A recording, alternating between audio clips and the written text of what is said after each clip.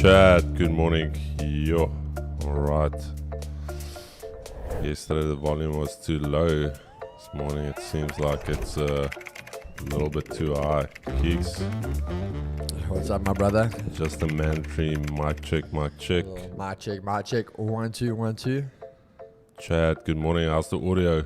Just let me know. I think this should be a lot better than yesterday. You will actually hear us breathe.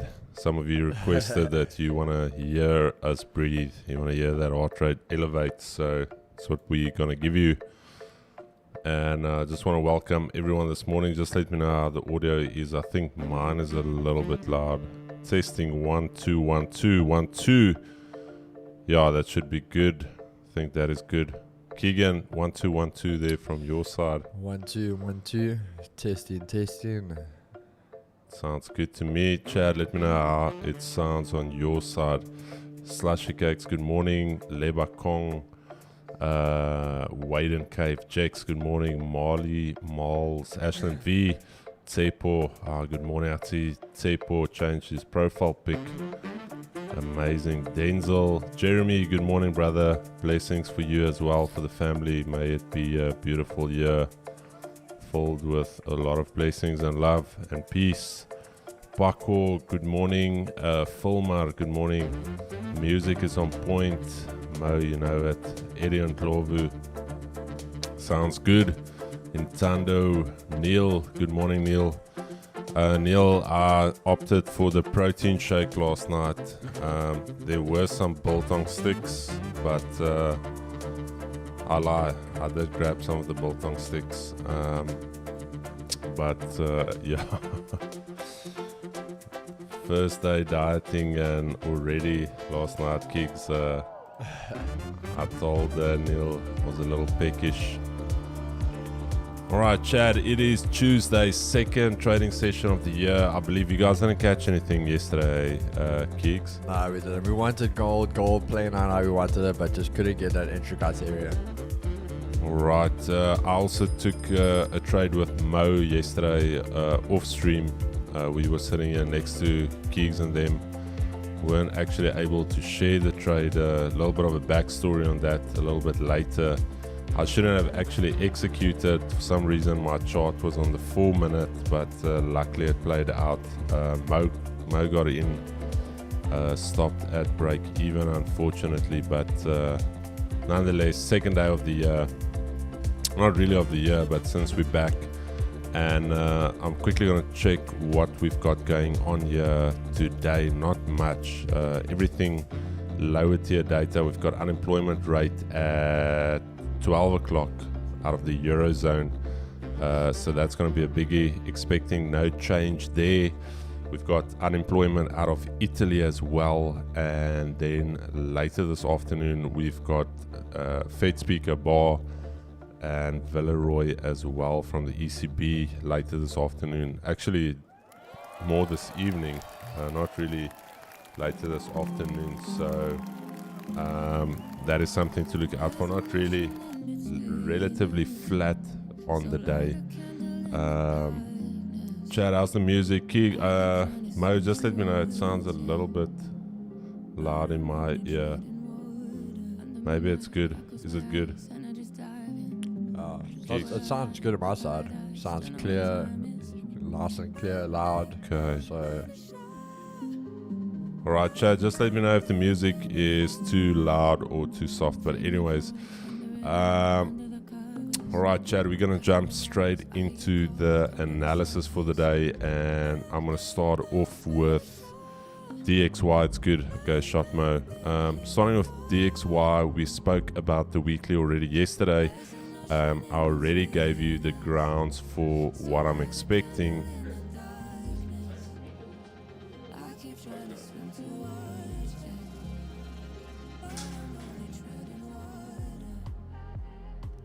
Okay.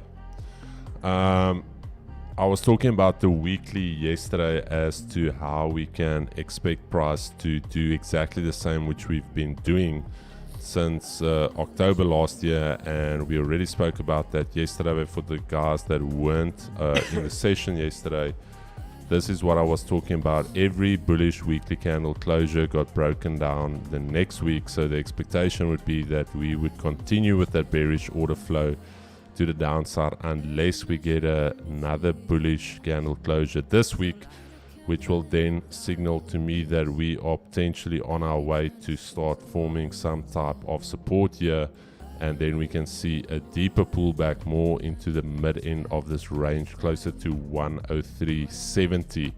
So that is the one case scenario that we're looking for. Daily time frame, however, I did my analysis this morning quite early. As I mentioned yesterday, I'm a bachelor for only today and tomorrow still, and then my wife and the kids are back home, so it was good to get some work done. But nonetheless, I am bearish on the day. Look at this. We had this massive rejection candle to the upside. We've got this daily key level 102.25. So we've got most probably the bigger, I would say the better part of the day will be most probably spent in this range. And I do feel once we break this 101.54 level, I think that's when we're going to start waterfalling to the downside. But zoom in here, you can see, forget all the wicks, look at the bodies. What can you see? This was a support that tried to form. We closed bearish yesterday, and we've got this wick to fall to the downside. I am bearish on the day, bearish on the week. And Keeks, I don't know if you want to also do your DXY. Just pull that price bar a little bit to the right. I think the main things that a little bit more The main things we're going to look at are, I want to do it in tandem with gigs as well, so it's freshly imprinted in your mind. So gigs U live, DXY. Alright, perfect guys. So as we were talking about yesterday, we said this was basically just our little pullback while we were still staying bearish on the dollar, especially after this massive doji candle. We wanted to see that push back down to the downside, which we got yesterday. A big thing was for me that we said we wanted to trade to the pivot, that we can trade away from the pivot.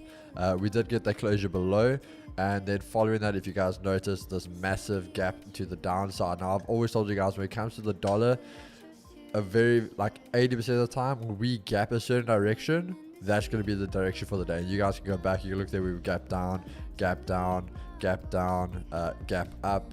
It's just a continuation. So that's already for me a very, very clear sign that dollar is going down today. If you can see here, even on the 4 hour, we've come up, we went to go fill that gap as obviously, and rejected massively off that. So definitely bearish on the dollar for the day. That's not even a no-brainer for me. Again, with that massive gap fill, we have our tight Asia range actually, but we went straight up, got the pivot, tested the daily pivot, and now we can drop all the way back down. I mean, we already are back in the Asia range, so I would personally love to see this maybe hover around here a bit, maybe test those Asia highs one more time before we drop off, and then I'd like to just see a clean sweep of Asia lows and then downward momentum. Shot kick, so you also bearish, eh? Yeah, bearish all the way. 100%. 5 minute time frame, DXY. Just want to see my mic, it's not peaking. Let me turn it down maybe a little bit. DXY on the 5 minute, we've tested the daily pivot already. We've tested the weekly pivot in early hours this morning, and as Keegan mentioned as well, back inside of the Asia highs, you can see moving averages are converging lower. Not EMA, 80 starting to move bearish as well. So everything showing me bearish dollar this morning. So as Keegan mentioned as well, I think a beautiful trade is going to be if we can just get one more pullback, maybe a little bit above the Asia range, something like that. Reject off that moving average, do something like this, and we're going to come back down lower. Yesterday, exactly the same thing, popped Asia highs, came back into the range, rejected off the daily pivot, also below the Asia highs, and continued lower. So I'm going to go with that order flow as well. I don't know, there's not really much data out today, so unless anything surprises in terms of headlines, we should continue with the order flow from yesterday because there's no new news expected. So nothing's going to change dramatically through the course of the day. US30, all right, this is an interesting one. Yesterday we spoke about that bearish weekly candle closure. Interestingly enough, see what happened here now. So we've got both sides of the coin. Remember I talked about I was bearish on the week due to the fact that we took out a previous weekly high and we took out a previous weekly low. But see what happened here yesterday now. The weekly candle took out the previous weekly low and now started to flip bullish. Also remember I said overall we are still bullish. We are just expecting some type of retrace. It looks like the market is not ready to give us that retrace, and it is starting to flip bullish now, which is very interesting to me. And let's see, daily time frame, what do we have? Daily, very clear. Yesterday I mentioned this was our range for the day. I was expecting price to come a little bit lower into that daily range, but now we're back into this tight little consolidative range. So for the most part, this is where you will be spending your trading today. So bearish continuations below 37,552. That is where I'll expect the bears to start putting some pressure on the bulls. Otherwise, I'm expecting the bulls to attack this level today, 37,735. And I think once we get through that level, we've had basically almost five consecutive bearish, rejection days against that level. So I think there's a tight build-up of people trying to short this, and they might get hurt today. So I am bullish on the day.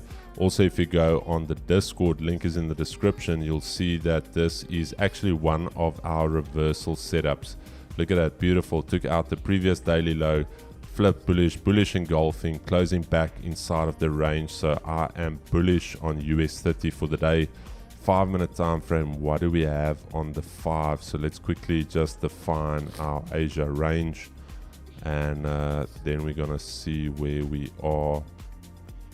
All right, weekly pivot down here, daily pivot, and also that key level. So I would say ideally, if we can get some type of pullback either to this level or even a little bit lower, these are the two levels I would monitor for potential buys. So let's see if we can potentially get a nice little pullback. Otherwise, we could have a scenario where this thing just runs during NYSE session, and you'll actually see something more like this happening a little bit later, where it rather pulls back to the Asia high and then from there start reversing. So bullish on the day. And Nasdaq, let's quickly look at Nasdaq, then I'm going to throw over to Keeks for his analysis. Nasdaq weekly time frame, also very interesting, did not take out last week's low, so that is a little bit of a tricky one. But looking at the daily perspective, so one of two things can happen here. So we've had 2 consecutive bullish daily candle closures. This now becomes a confirmed support, and if the bears are going to step in, they're going to need to step in somewhere here, because as you can see, we've now closed back inside of this range right here. This level right here, that was the range we spoke about yesterday, 16,608, 16,970. So for the most part, if we're going to go bullish, you're going to either see something like this occur today, or what's going to happen is if this is going to want to go bearish, actually take out that structure, we would need to get below that level. But I'm bullish on the day. 5-minute time frame, what do we have on the 5? I'm just going to pull in Asia highs and Asia lows real quick. Let's do that real quick. All right, so I wouldn't want really any deeper pullback than that. I know it's very shallow. The reason I say that is that once we get back below, if this starts to become a resistance level on Nasdaq, I think the bulls are in trouble if we get something like this. 16,607 key level for the session, and I would be looking for buys if I were you. Deeper the pullback, the better for the buyers, but this level critical for the bulls to hold that, and I think we can go bullish. Keeks, before I throw it over to you, I just want to see what Asia did overnight. Go for it. Nikkei closing up 1.16%, so a lot of positive flow. Hang Seng closing up 0.17%, so relatively flat on the day, but overall bullish for Asia, so that is going to come and filter through.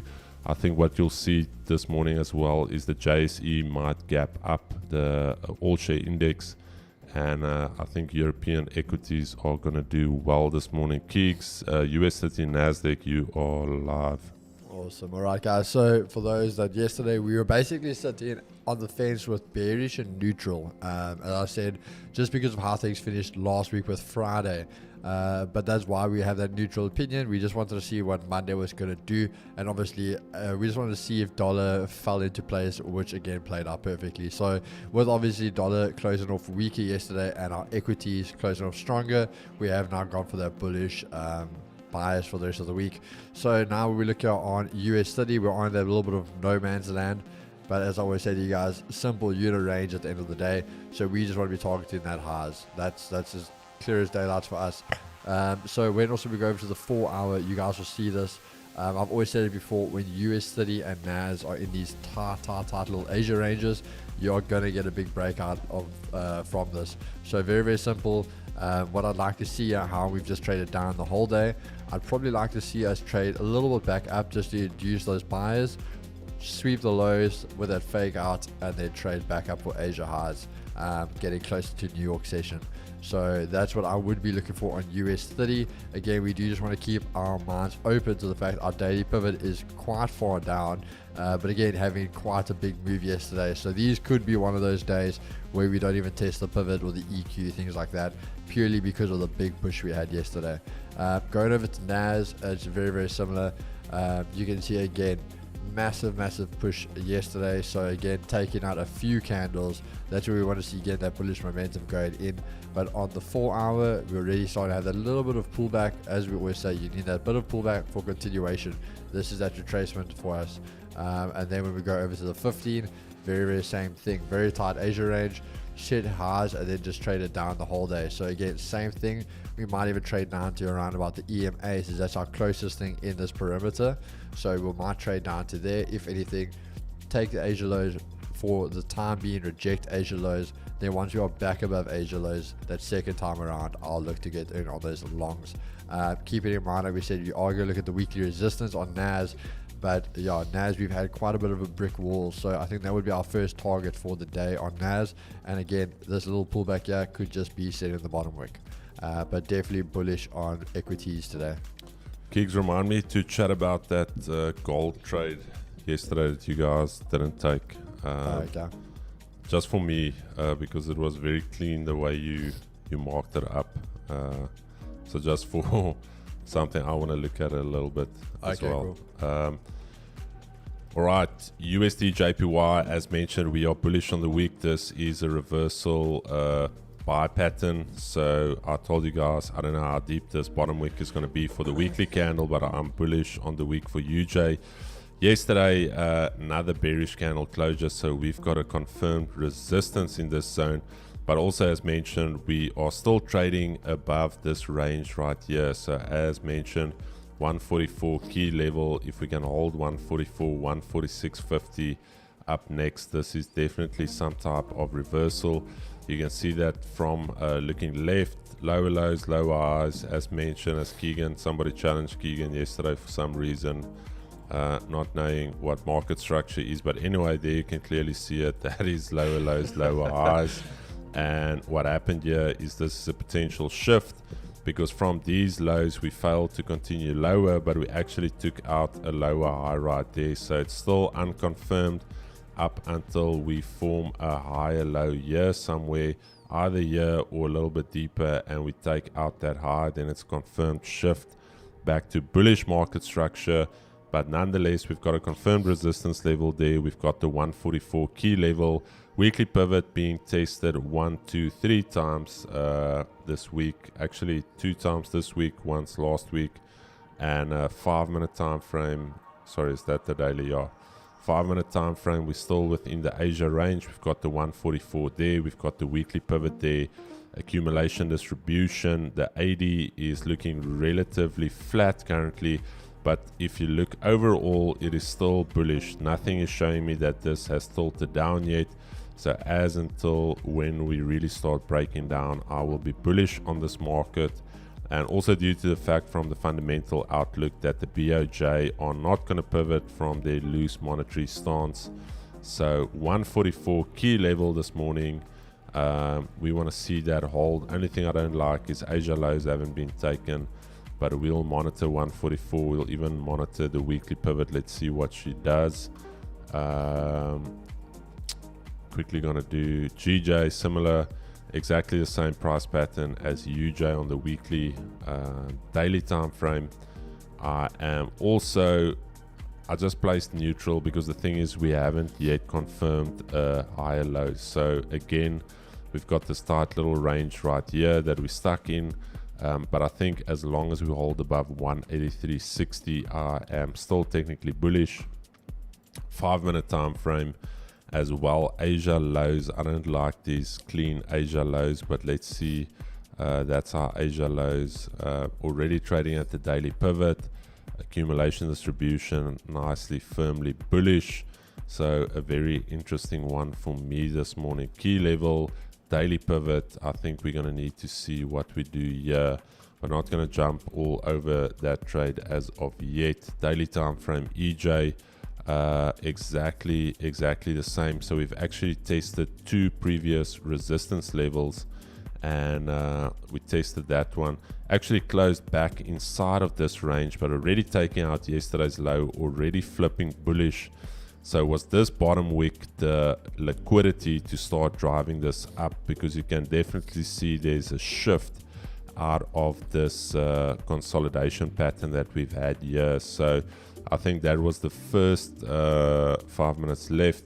This was the first potential shift right here for the SMC guys. That was the first potential shift. And then we had another shift here. So this is still technically bullish.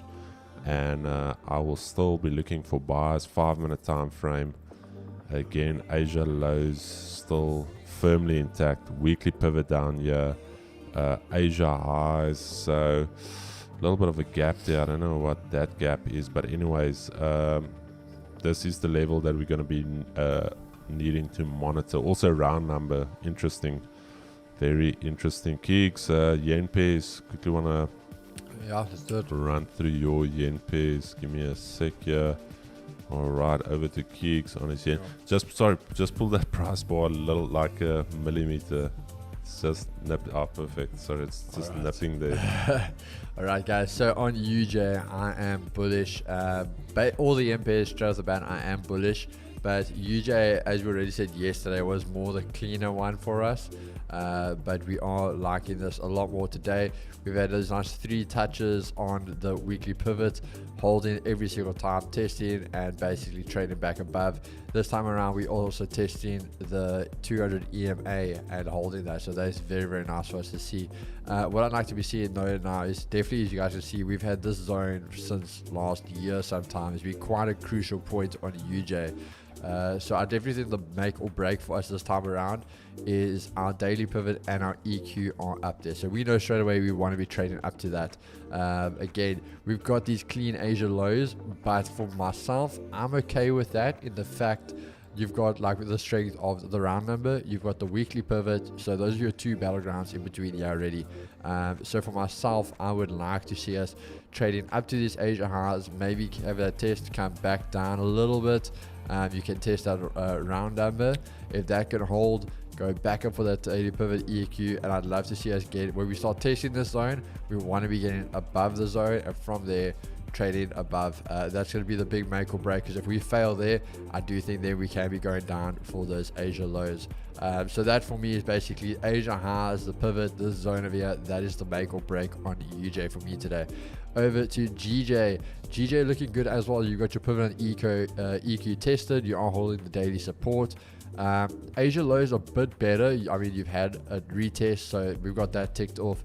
The only thing I don't like though is on the daily, we're not really trading away. We've got these a little bit of a breakaway, and now just holding out there. So we want to start seeing that breakaway soon. I definitely think on the 4 hour, if we can start taking those Asia highs and get that closure above these highs, I think we are ready for it. I mean, we are holding relatively the same zone here on the lows. So again, we are bullish on it. It's just not the cleanest for me, but I do think if we can get a nice entry above Asia highs and holding the daily pivot, we can look to take this along for quite a decent trade. I really believe we'll be able to get on that one. And then on EJ is very similar actually to UJ. So you can see we've basically been testing a weekly pivot. We're holding above a support area.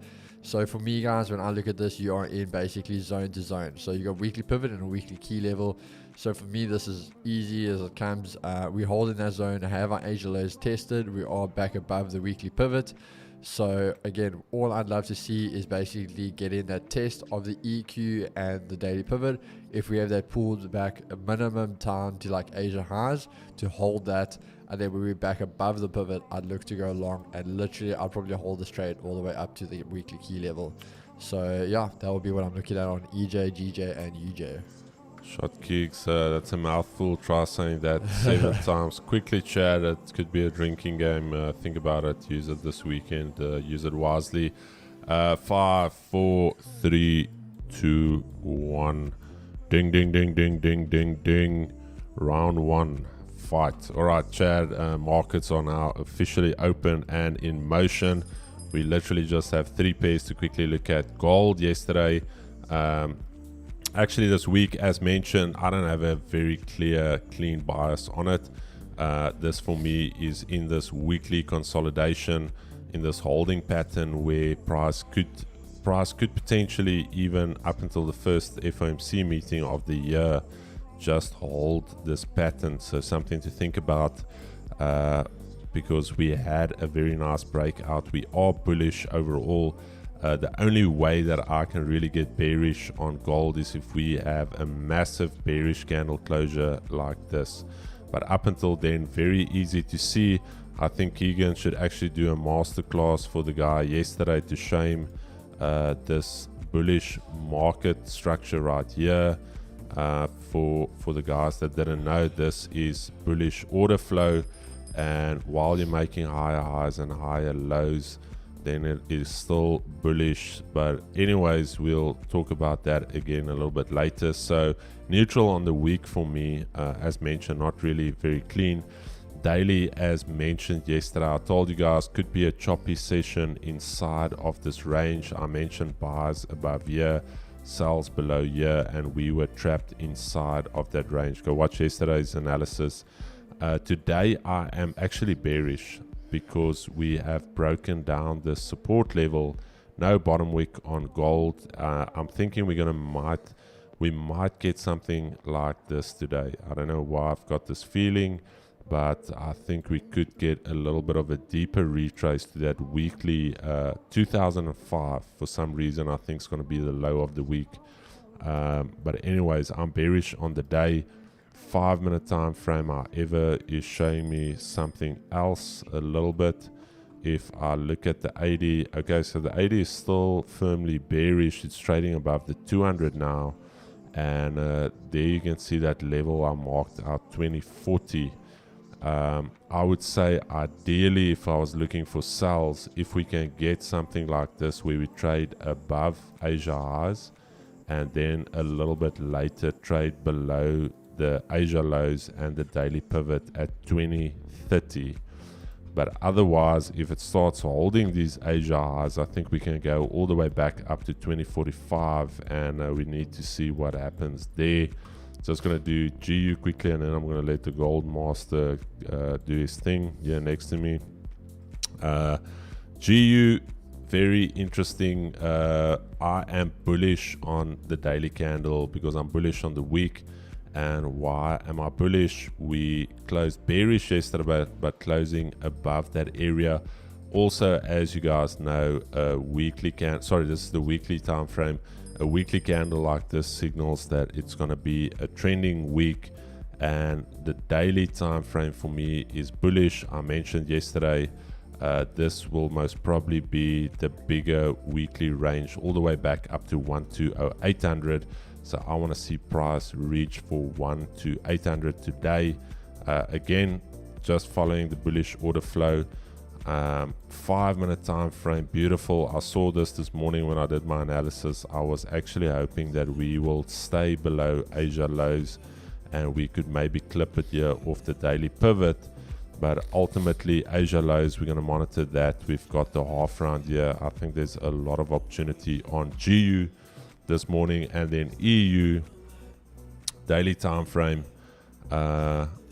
Very, very interesting. Forget all the wicks, just look at the bodies. What do you see? We had a bullish body closure above that previous area that was trying to act as resistance. Also looking left here, you can see that we held this previous area of support. So I am bullish on the day. I'm looking for that wick fill and ultimately that 10100 key level to be tested this week. 5-minute time frame, what do we have?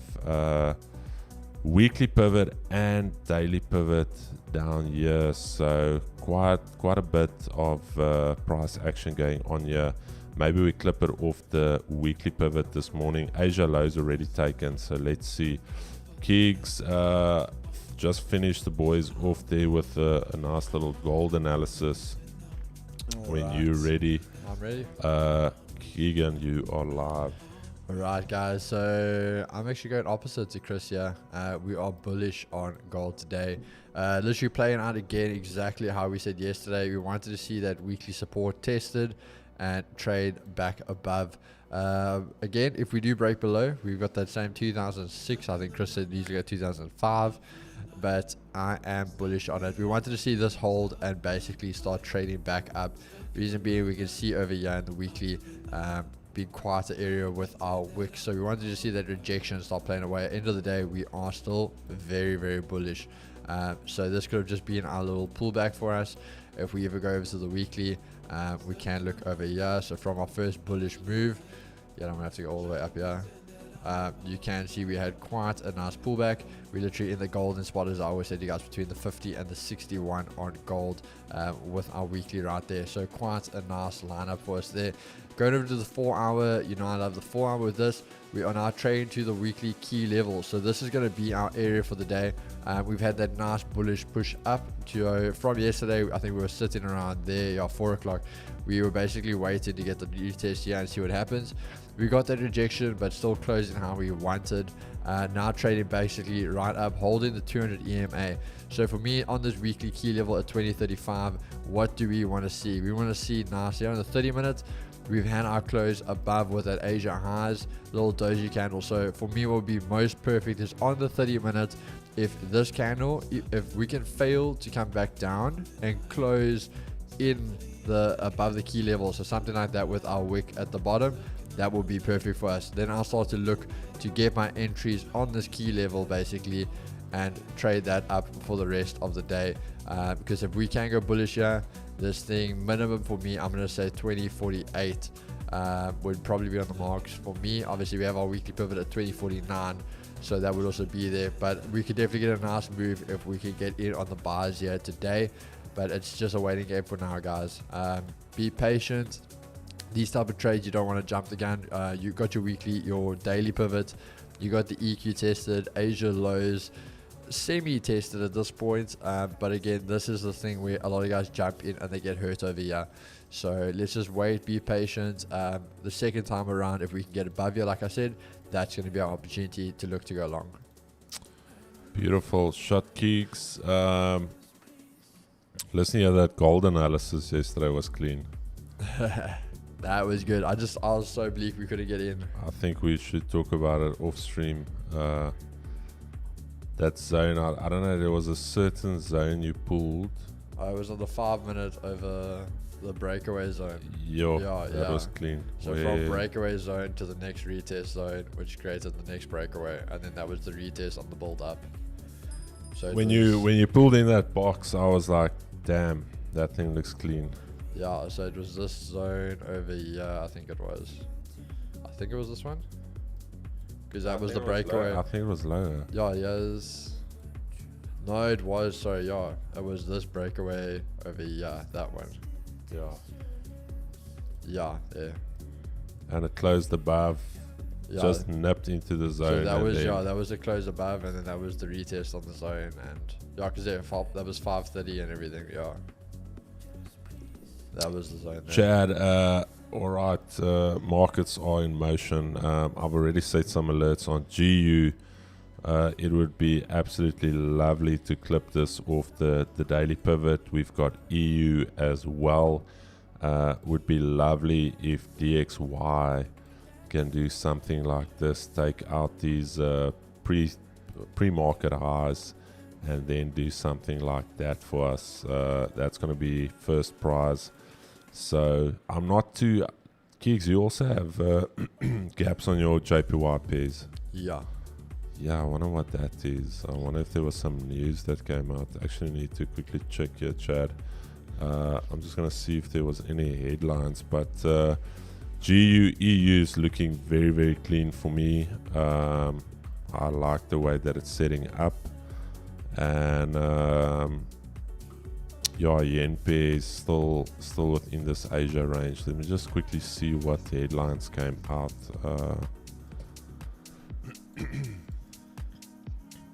Forex Factory. Daniel, good morning. Jobs. Lebochang. How many pairs is safe to look at every day? Lebochang, try and keep it as low as possible. I know we all think we academic monsters, but we are still only human. So try and keep it as easy as possible for you. And if you are looking at quite a number of pairs, just use alerts. Then you don't have to look at everything, and once alerts goes off, you can start looking at it. Tosio, Chris, how many more subs till 5k? I think 70, my brother. So Chad, if you've just joined, leave a like, subscribe. 5k giveaway incoming, hopefully today or tomorrow.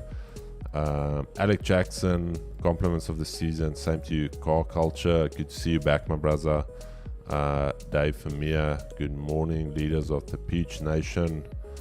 Who else did I miss? Did I miss anybody? Tebza, no, you're not late. Just quickly go back, check the analysis. Gold daily, no bottom wick, not worried about that. Clive, we talked about it. I'm actually bearish on the day. So, yeah. But also myself and Keegan last year, I think on 5 instances. Keegs, was it last year? Yeah. No bottom wicks and that thing just drove. Yeah. So just go back, check this last year. Myself and Keegan every single time. So there, no bottom wick drove. No bottom wick drove. No bottom wick drove up. We had another instance here. I clearly remember it still. No bottom wick drove. Where did we have another one? There. So gold is weird, my brother. This thing can literally just drive up from here like it's nobody's business. But also, I wouldn't say it worries me, but I don't like when a daily candle is no bottom wick. I would love for it to first create a bottom wick, because that shows me that the liquidity has been taken, or at least the buyers are participating and they got a good entry price. Neil van der Westhuizen, would I say Asia lows are taken? No, Neil. No, this for me is not taken. This is like saying after first date the chick is your girlfriend, but you didn't even hold her hand. It's almost similar to that. You are still just friends. So just sold quick scalp, beautiful Minty. Good morning, Minty. Liz Willen Corsi. Hey, my brothers. These names, you actually need a degree to announce these names. Good morning, good morning. Blandy. I took a sell of the daily EQ. Failed again now, market open. I don't think it's a bad one. Like I said, Asia highs have been taken now. For me personally, I would say first I would monitor this area for sells. Also round number. And morning Chris Keegs, glad to be back. See the familiar faces. Dorito Demon, hope you all had an amazing December. And please do tell Javen that my daughter still needs a god uncle. We will. Alright, I think the man's hands are full already, but I'm going to ask him about that.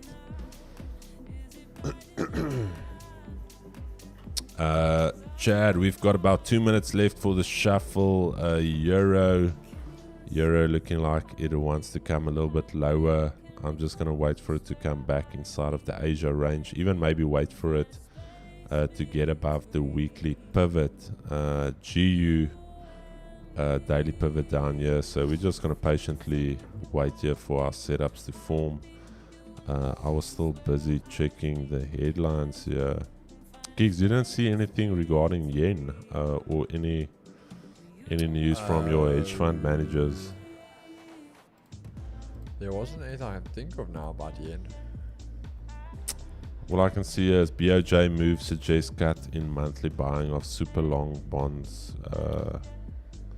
That's the only headline. It was 2 hours and 40 minutes ago.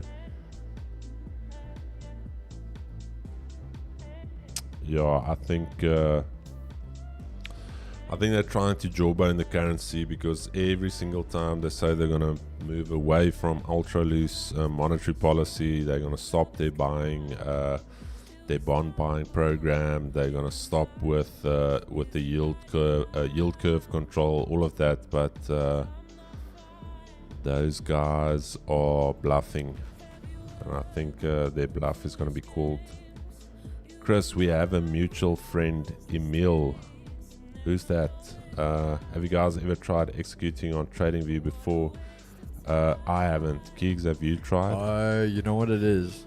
Japan's CPI inflation rate came out lower, giving that yen weakness. Okay. That's what it was.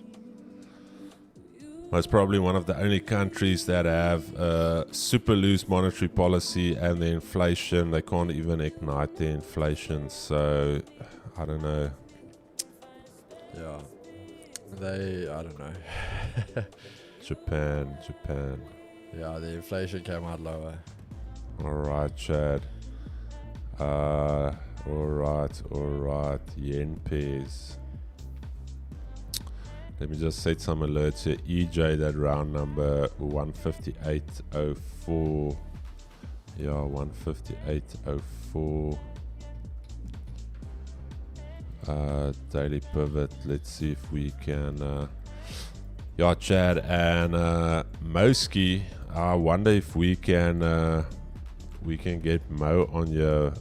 We're gonna see if I can bring my boy Mo on here. Yeah, that man can't lie. We know he's watching the stream now. Bro, he is. I had to fight that man yesterday.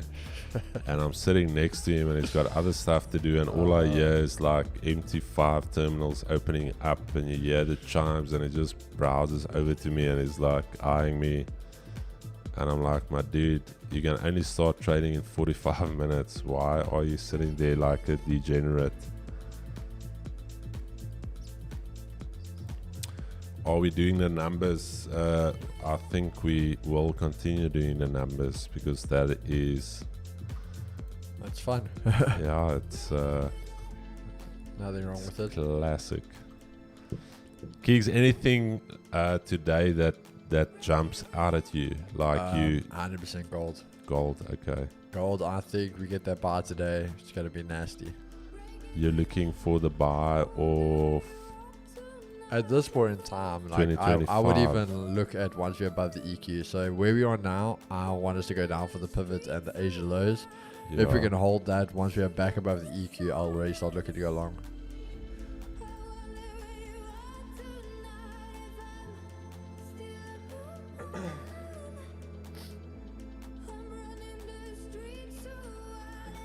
Mo, where's Mo? Is that other mic plugged in? So we can give the man a hot mic. It should be plugged in. Moski, if you would be so kind to just report to the Studio A. We know he's got to bring his laptop because he's busy monitoring some trade. Yes, that man has been machine gunning. You know what? Me and Neil actually had a Zoom call last night, and I think, Keeks, me and you also spoke about it, that the more you know about trading, the more picky you become about your trades. And the thing with Mo is he doesn't have that. Yeah. And it's not wrong what he's doing. He's following what the strategy tells him to. But for instance, like yesterday, when Mo caught the buys on EU, this is a completely valid setup to what we trade. Yeah. But we just waited for the news. He didn't even know about the news. This man. Yeah, but you know, it's that thing we always talk about where you overcomplicate things. Yes. So for him, there's no overcomplicating at this point. Bro, it was. Which one is it? Okay, Chad, let's see. No. Yeah, we can hear. Okay, cool. Wait, let me just give you some volume. Chad, we've got Mo on the hot mic. Hey, what's up, Chad? All right, I muted for a second, so I don't know what you guys were talking about exactly. I just heard you guys call me in. We're talking about how you're going to start doing Asia session for the family. Bro, you guys used to joke about this, but then I look at the Asia session, I'm like, there's no volume, hey? No. Nothing happens it's at the night. Graveyard shift. Yeah, bro. So that's actually what got me to go premium on TradingView, because I was trying to look at the markets, but nothing happens. So I figured. So here's the thing: if you are a full-time streamer and you don't like somebody, you tell them, "Hey, bro, we're gonna give you the Asia session." Basically, you want to kill that guy mentally. Mo, but actually, what I want to talk about is so you obviously. Technically, you started 2 months ago because there was a month where you worked on another project. You didn't look at charts. You didn't really do any work. So let's call it 3 months ago. You were completely fresh. You didn't know any. And when I talk about fresh, a lot of guys come to me and they say, "Oh, I've dabbled a little bit into trading. I know what a candle is." Mo didn't even know what a candle is, just to give you an idea. Yeah.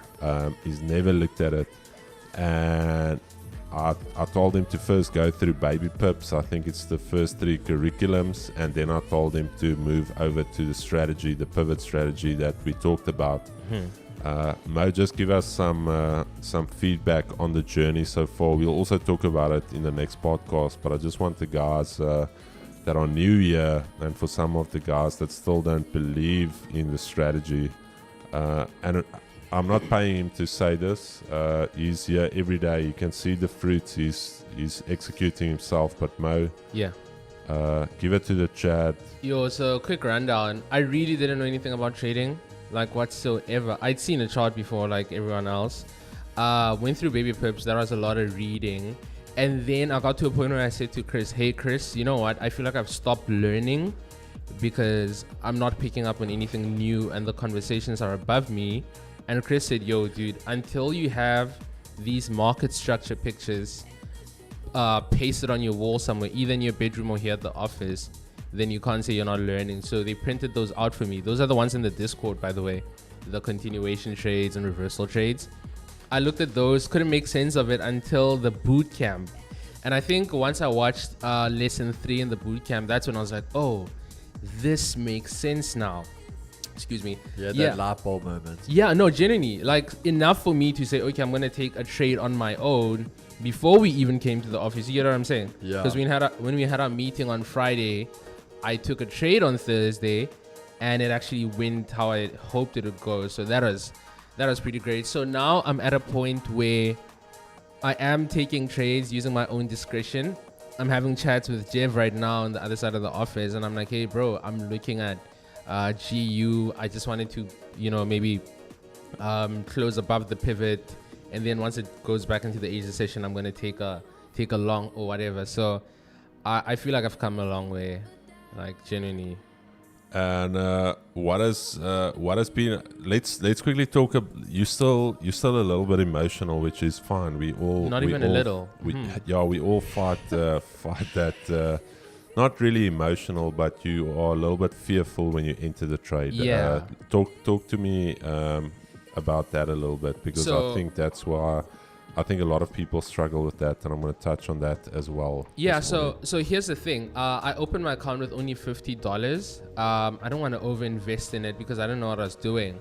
So with my trading right now, I'm a bit aggressive, and I have this thing that I want to protect my capital, right? Like I don't want to just lose all of it in a couple of trades. So I'm eager to trade, but then once I'm in a trade, I'm like, I really hope this goes my way, and then I end up over managing it. Because I'm looking at it, the moment it starts to retrace, I panic when I see MetaTrade, and I see that I'm at like maybe minus $5, and I end up moving my stop loss too quickly to maybe break even. I made this mistake twice yesterday. I moved my stop loss twice, and I got stopped out of break even 2 times, and both trades ended up going where they should have, and I was stopped out. That was once in the morning when you guys were trading this side, and with the other one when I was with Chris. And he entered a bit early, so when he moved the stop loss, he didn't actually get stopped out, you see. So yeah, it's just learning that the trade management, and just like to chill once you enter a trade. Yeah. So here's the thing, and I think Keegan can also touch on this. When back in the day, I told you guys I pushed my size way too quickly to get to 50 to 100 lots. I was feeling exactly the same as Mo at that stage, and then I just tapered it back completely. And what I had to accept is that I don't have control over the market. The only thing I've got control of is how I enter a trade, how I manage a trade, and the rest is out of my control. So why am I worrying about things that are not in my control? So you need to shift your focus to what is the variables that you can control as a trader. The first thing is your risk management. What is your lot size? Secondly, how you enter. And thirdly, how you manage the trade. Where do you place your stops to break even? When do you take profit? All of that. So once you start focusing on the things that you can actually control and you stop worrying about the things that are out of your control, then you start to become calm. Also, the other thing is, I spoke to Neil yesterday about trade management, and Neil has been with me for a couple of months already, and Neil said that he basically reached the level where he can see the trades as I see them, he can execute them, but he couldn't manage them. But he's starting now to see that there are ways to manage the trader, and he's now perfecting that. And I think once you realize that you don't have to sit through a full stop loss, that you can manage the trade, you can jump out of the trade. Remember, you're not married to a position. So remember, this is think of it as a one-night stand. You're not going to put a ring on the finger. You're literally here to take your 15, 20 pips and you're out of it. And after that, it's you come back the next day. So I think you just need to realize what you can control and what you cannot control, because currently you are now worried about what the market is going to do, and you're not focusing on what you can do as a trader. Yeah, so now everyone in the office is telling me like, bro, if you take a trade, trust it. It's just, I think my one problem right now is that even after I take the trade, I can't really step away because I have other things to do on the laptop. So I'm kind of stuck there. So I keep opening the window and closing it. Yeah. But I think that's one more thing I need to learn now. I feel like I've made progress. I didn't take a loss yesterday, and that counts for a lot. I managed to spot, I actually saw 3 really good entries. One of them was on GU. I just didn't enter because I don't want to be in 2 trades at the same time. But I think once I handle this, once I learn how to... You know what was funny yesterday for me? I was sitting next to Mo, and he's like... And he asked me, it's almost like a trick question. Chris, do you also want to buy Euro and GBP USD? And I'm like, yes, I do want to buy it. And he's like, I think it was yesterday. And I'm like, Mo, I'm waiting for this to break. And this man fist bumps in the air and he's like, dude, I'm waiting for exactly the same. And that's the thing about having a strategy that is not subjective, that is completely objective. Because if you follow what we do, even Neil, when we spoke about it, Neil asked me that I take the EU trade. And I know he was talking about this one. It's not even a thing of me guessing where Neil is saying, oh, Chris, do you take it? Yeah, no, because the rules are set. And that is the thing. If you want to become a professional trader, or if you want to become a profitable trader, everything you need, you should be doing should be objective, and it should be measurable. So everything we do, the time of day we trade, the way we manage our trades, the way we take profit, everything is set. I actually showed Neil yesterday as well, while we were on the call, a spreadsheet that took me an entire weekend just to collect data as to how many pips above the pivot does GU move, how many times did it break the R1, how many times did it break the R2. So all of that comes from, a lot of you guys think I sit here and I thumb suck this, and this 15-minute shuffle thing is something that me and Keegan one day had 2 strong cups of coffee and we said, oh, Keegs, why don't we wait for 15 minutes? No, it's data. It's stuff that we collected. And unfortunately, a lot of you, and I guess it's that cliche of hard work. Everything is disguised as hard work. Success, if you think about it, and it's not about sitting in front of the charts. Chad, this is one thing I do need to really emphasize, is that you sitting watching charts move mindlessly each day, that's not work. Please. So if you are going to start looking at your journal, your trade journal, start figuring out, all right, like me and Keegan last year, what is gold doing at 2 o'clock in the afternoon when it's the COMEX? What's it doing the first 5 minutes before? What's it doing the first 5 minutes after? That is the stuff that you should start focusing on. And not just sitting mindlessly in front of the charts and then posting Instagram stories, working on the weekend, Drake and Future. No, that is That is working on the weekend like usual. But anyways, Chad, that's but we'll chat a little bit more. Man, as you bring Drake into it.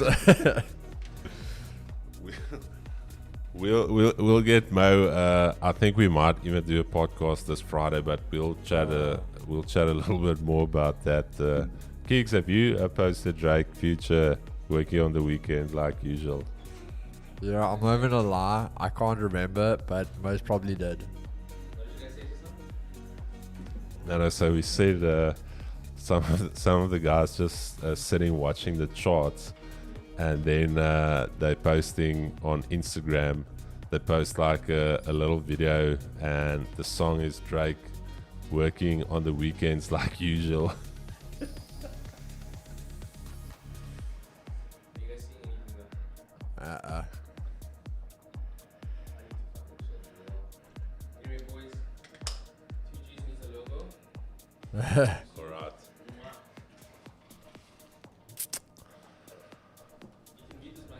Alright. Right, it's muted. Mo, why don't you? Oh yeah, no. Mo's a machine gunner, dude. There's no lowballing stuff here. Mo's going for gold. Now they say you should reduce your risk. Nah, I don't have to. I don't really miss, so. Yeah. Don't really miss. Hey. Kings, you know what's beautiful? Seeing we're gonna see all the phases of trading. He's now at that ecstasy phase where this man came in jubilee here this morning, ready to kill the markets. He's on a 4-trade winning streak. You know, I can't wait for when he gets to the revenge trading phase. I can't wait for that stage where he's gonna phone you or me, and it's gonna be like, hey, we're gonna say, Mo, how's the trading? And it's gonna be like, hey, Yo. Keeks, I fucked up, bro. And you're gonna be like, and it's usually this long story of, I woke up and my back was actually a little bit sore, and I saw the trade, and then the microwave went off, and I went to go and fetch my oats, but I entered the trade, came back. It was already 70 pips down in 2 minutes, and things just went south from there. He's doing a funded challenge and a private challenge. So I purchased a small funding challenge for him, and Oh, Moski. hey, it's gonna be beautiful to see that man going through. I can see he's got the ego phase now as well, Keeks. He's on the euphoria. Yesterday when we entered that trade and went into profit, and he came walking into the office with his hands on his hips like this, and he's looking at you guys like, hey, what are you guys trading? I was like, Yeah. Boss Bobby, it was the last week of trading last year. So the last 5, I think it was 5 or 4 streams. Only thing is we were trading and streaming the boot camp, so just go through the sections. It's a little bit, it's not structured in a way that we only did a boot camp.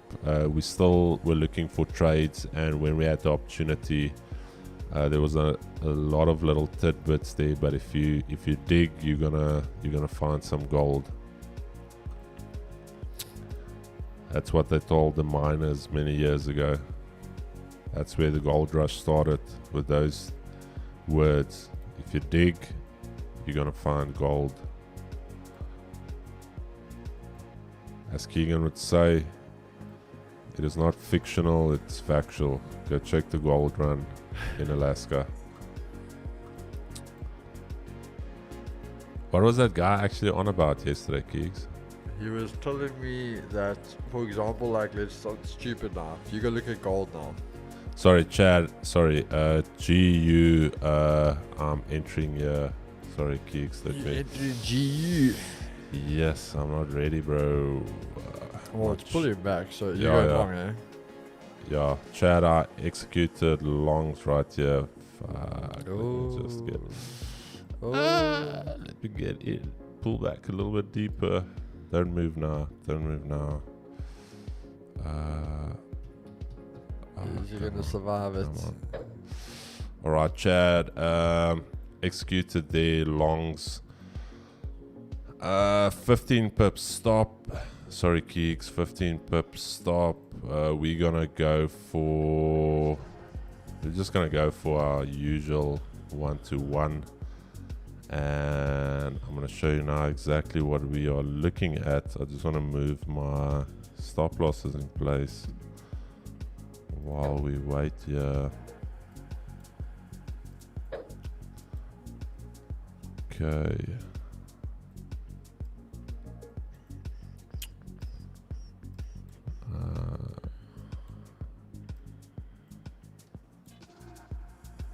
Okay, Chad.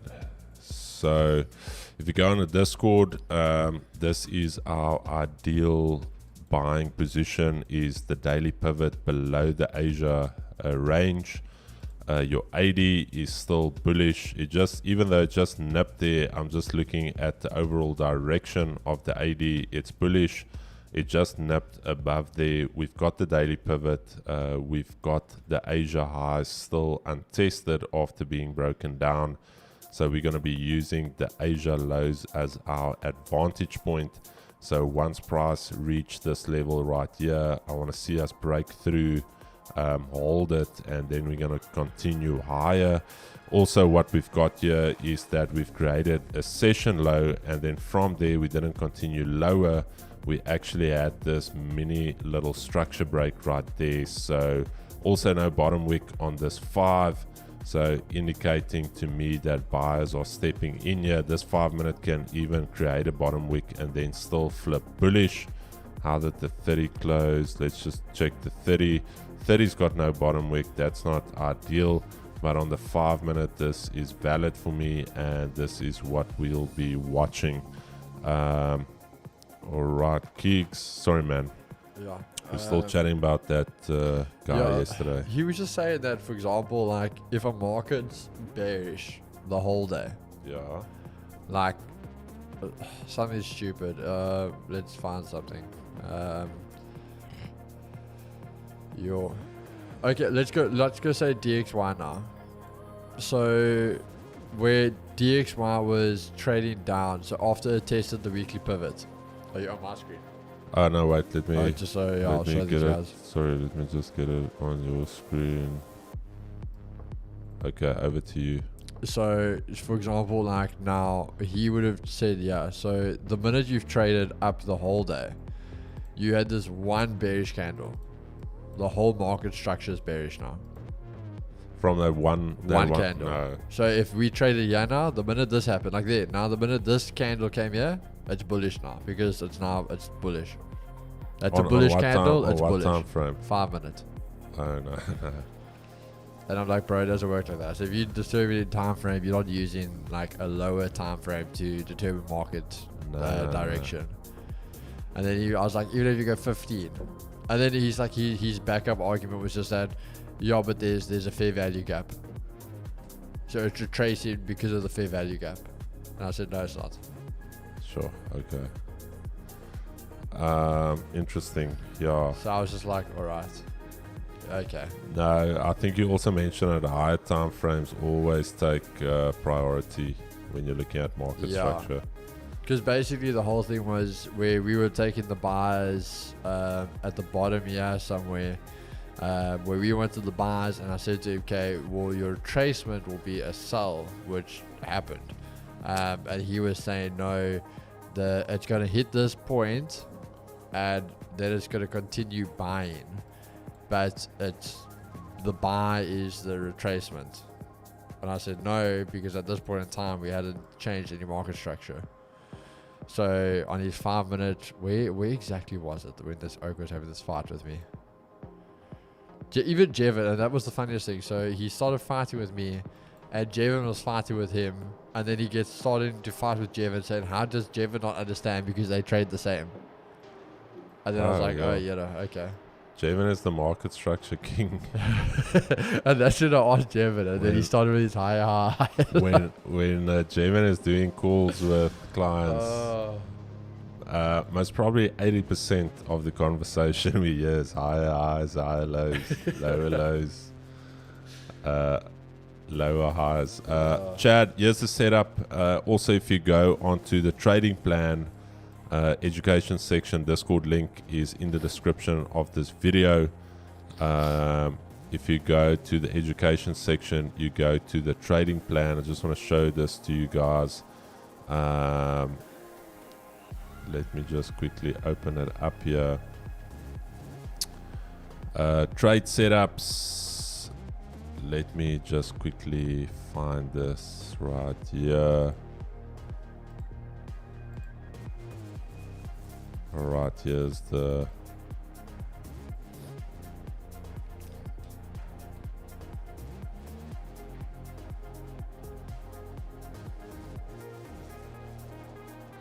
but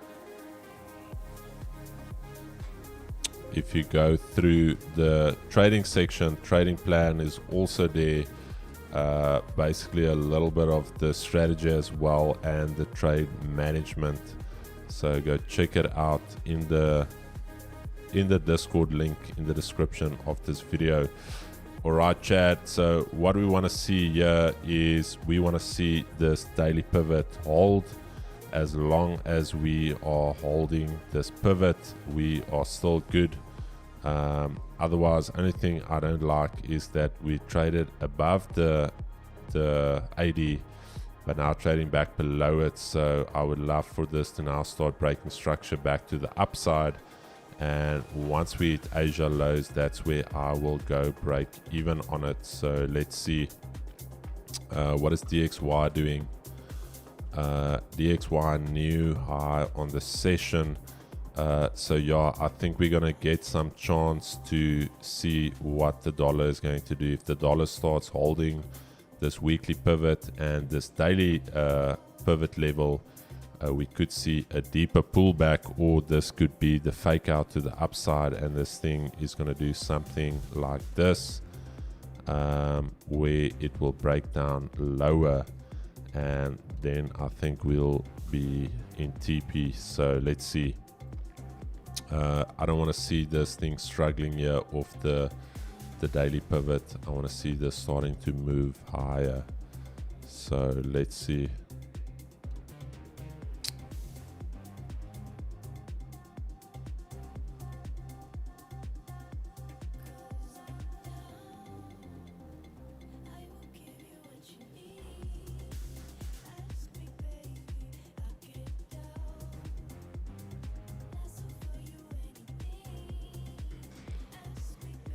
How will we manage the trade? Here's the thing though, I don't want to over manage it, but let's say for instance we get a break below here. So let's say a bearish candle closure like that. I might give it one more candle to see if we pop back up. Myself and Neil actually spoke about it. I think it was end of last year. The last trade shared on the stream, we had something similar happen where it literally did something like this, and then straight after that it went up. Actually did something like that. So don't want to over manage the trade, but also we need to be very aware of this level. What's EU doing? Okay, EU starting to make its way back up. I see Minty Nasty was looking for sells. Interesting. Isn't it still on Discord? Wait.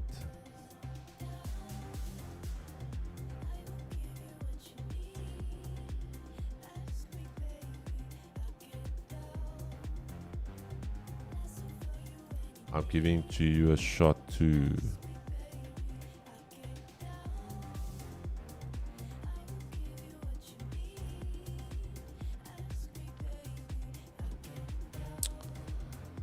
Alright, Chad, let's see.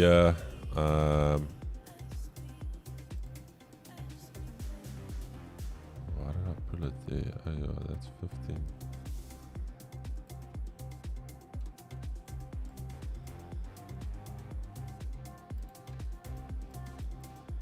Yeah, I think once we hit Asia lows and this 200 EMA, I'm going to be quite aggressive with the stops to break even. Just looking left here, you can see that every time we try to trade back above it, we reject it. Same here. You can see came back above and then flipped down again. So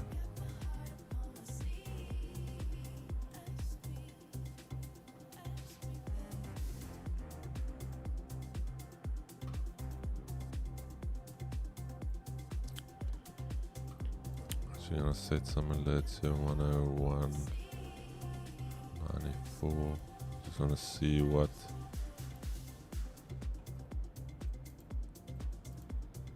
Just wanna see what the dollar does there. So the dollar bounces here or off the weekly pivot. Then we'll just go break even or kill the trade. 101, 92.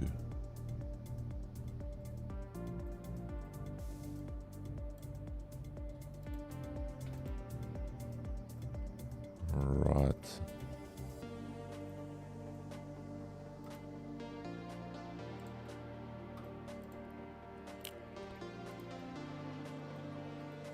All right, Chad. That's the trade. That's the trade we are in. Now it's just a matter of letting price do its thing. So we'll monitor this. Let me just see. 6.6, yeah.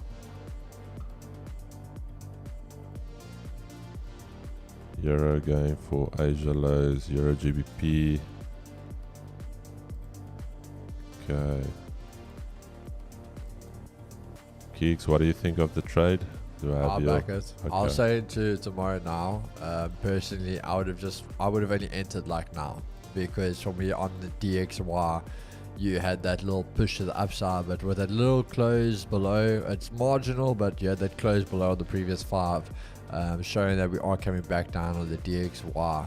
So literally after this 5 minutes, or previous 5 minutes just closed, I would have only entered now, but I do back it now. Okay, my partner in crime here backing me up.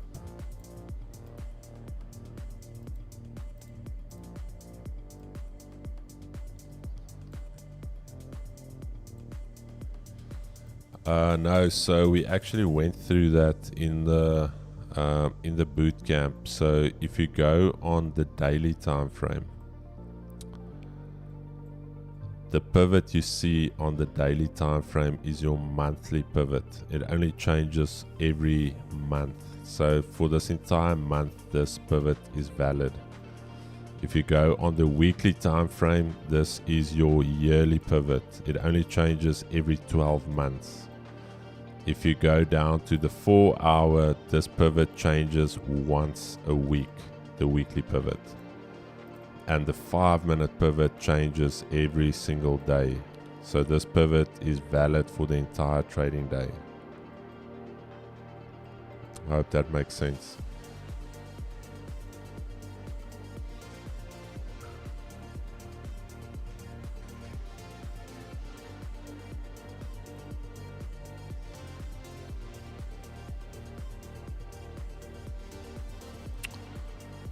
How's the hourly gonna close? Alright.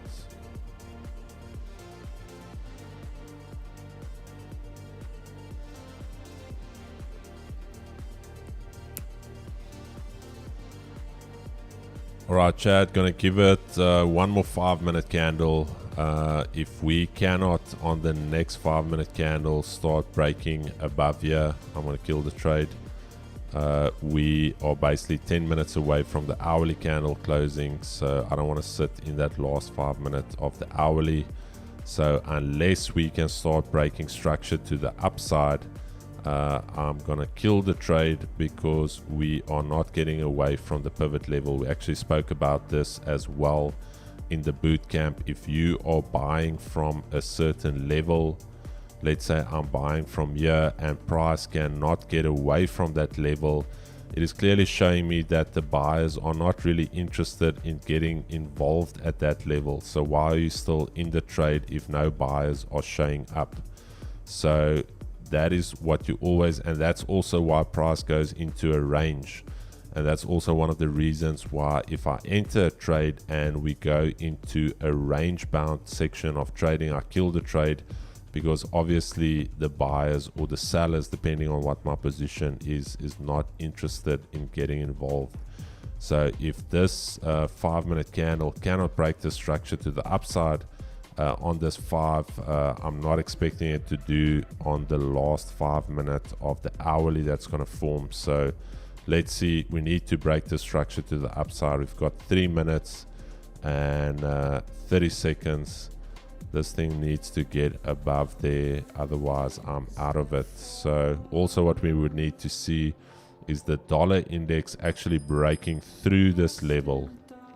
We don't want to see any time price holding these levels. We actually want to see them pierce to the downside, and then we want to see some 5-minute candles doing some type of rejection off that level. Otherwise this is going to become a support, and we could see the dollar trading a little bit higher. So I'm just letting you guys know what I'm looking at and how I will be managing the trade. So unless we can break the structure, even if we close bullish up against this level, I'm out. I want to see, basically, if you go on a line chart, let me just show you guys here on a line chart. You can clearly see here that we have taken out a low right there. You can clearly see this potential little shift there. So if this is going to become a higher low, it should definitely take out that high right there. Otherwise I'm out. And the thing is, we can still enter a little bit later. If it does what we want to, we still have the opportunity to enter from here. So the trade is not lost if we close it here. 2 minutes left. Let's see. Need to close above there, otherwise I'm out of it.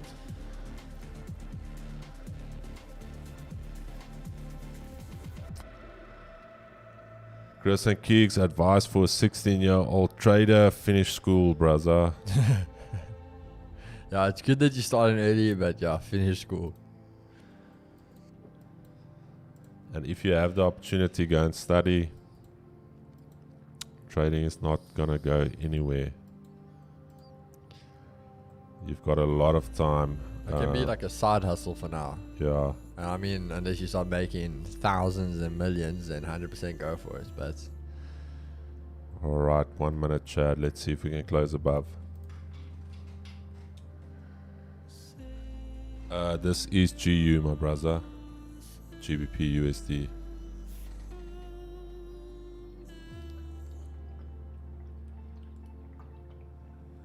oh, is the trade gonna run now? Chadadonia. Come on, baby. I also want to have an ego. Unfortunately, life and the markets have bruised me, so I've got no ego, luckily. If you've been in this game long enough and you are actually worth your salt in trading, you shouldn't have any ego. Think about that. Guys that have egos either sell courses and signals, or they are not really trading.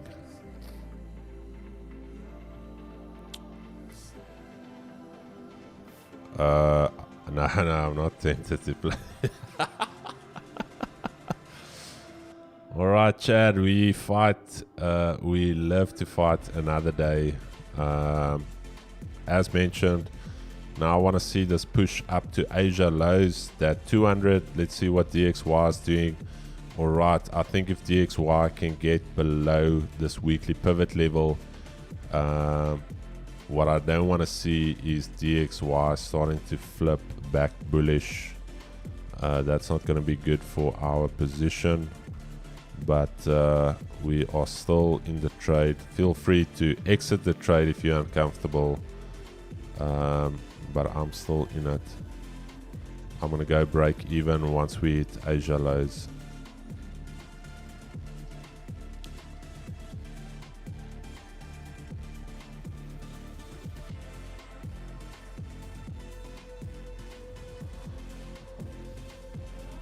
We might shit, Chad. I don't know. I don't want to bring out the heavy guns. I don't want Mo. I honestly don't want to, but it seems like we might need it just to bring that dollar down. Chad, sorry man. Mo, I apologize. We need to get the chat through for the first. Oh, the big guns are out now. We I ain't playing apologize. around. I apologize, Chad. Sorry, man. We ain't playing around anymore. This wasn't the plan, but this is where we are now. When you have a secret weapon, sometimes you got to do it. Ah, Chad. Come on, baby.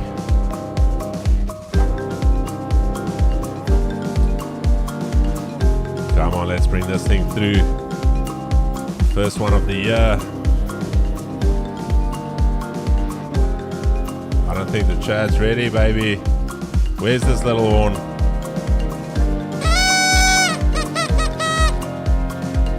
Come on, Chiyu.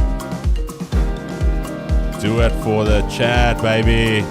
Asia lows, let's get this thing to break even.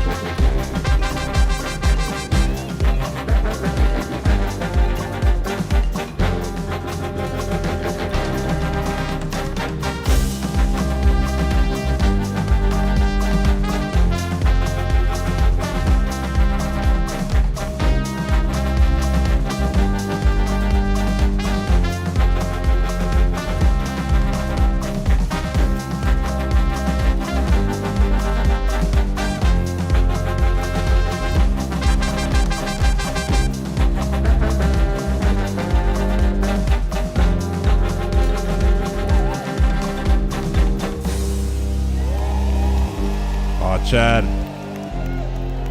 I know you guys missed mute. You guys missed the vibes.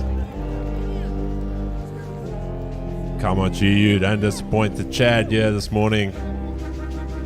DXY, we just need, come on, DXY, baby. 30 seconds, can we get that last 30-second push? Dollar bears, now's your time to rise and shine. We're calling on all dollar bears to enter those shorts right now. And let's see if we can get this thing over the line. I know Mo is sweating bullets there. I don't know if Caitlin's on, but Caitlin, just take a picture of Mo. I want to post.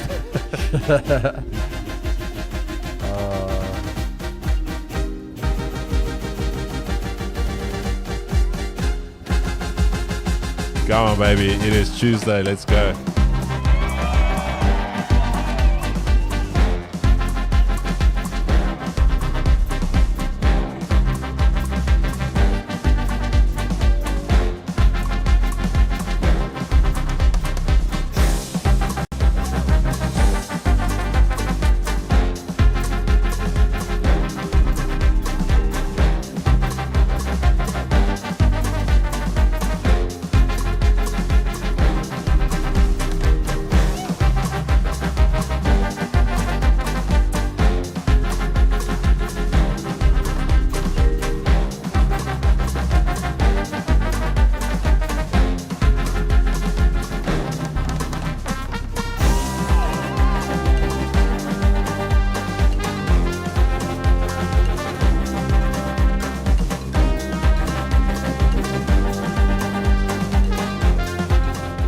Oh, are you in a trade, brother? I know he's in G with you. Oh, is he in? Yeah. Hey. All right, Chad. Hourly closed. Only thing though with the hourly is that we closed bearish, but we are not scared of bearish hourly candle closures. I don't know, Keeks. Do you think the coup will ever not be the rally song?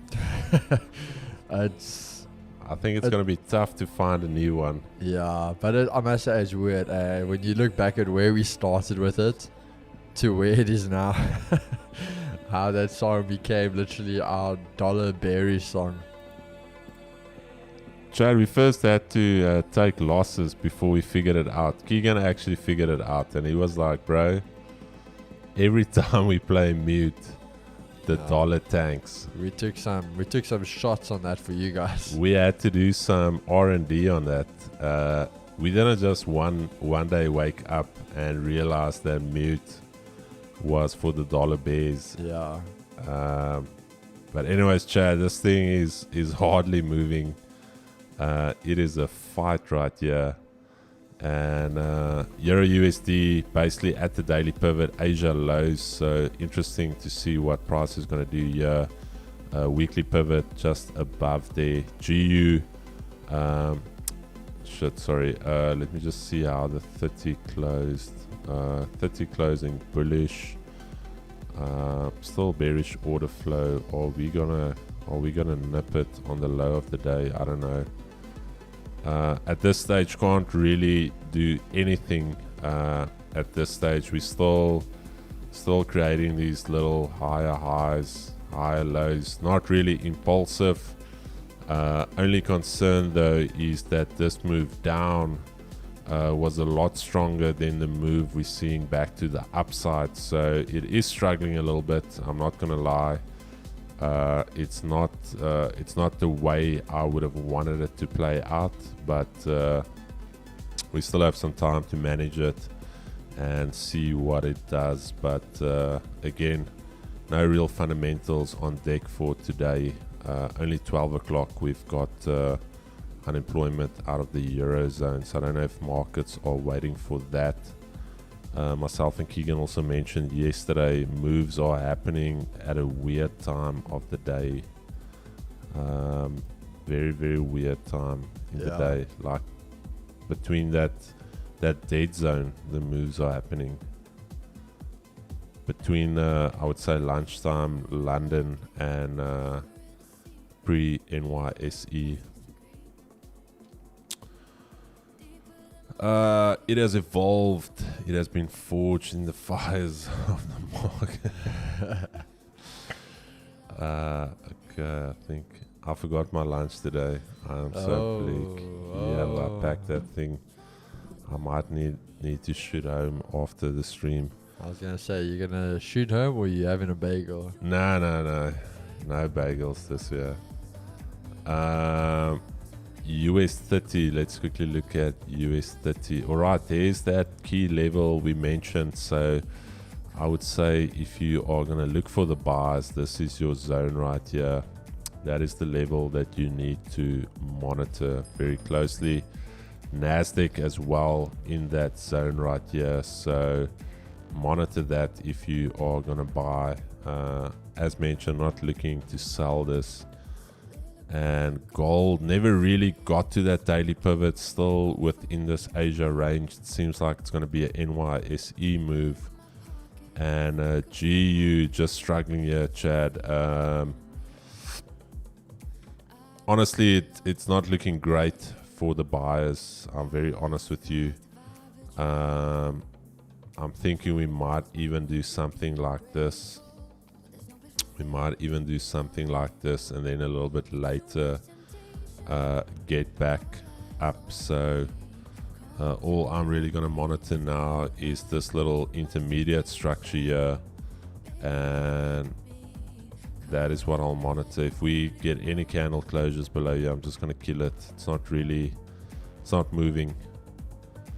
We've literally been in this trade for 1, 2, 3, 4, 5, 6, 7. That is almost 35 minutes. I should have actually already killed the trade. Yeah, you know what, Chad? I'm actually killing it here. I'm killing the trade right here. I killed it right there. Minus 2.2 pips. It's not moving. And if you go to the trade plan, let me just show you guys quickly something. It's not something I'm sucking. You can stay in the trade if you want. I just want to show you guys something here.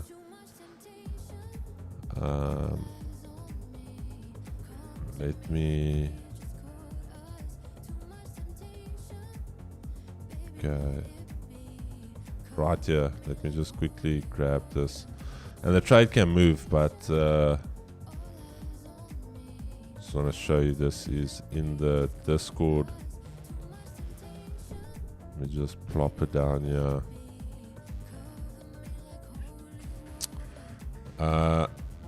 Check here, chat. If I enter a trade and it starts ranging for more than 30 minutes, I close out manually. So it's there in the trade management rules. It's not something I've seen it so many times, and that's more than 30 minutes. That is more than 30 minutes. So I'm out of it. I killed it. Minus 2.2 pips. So let's see.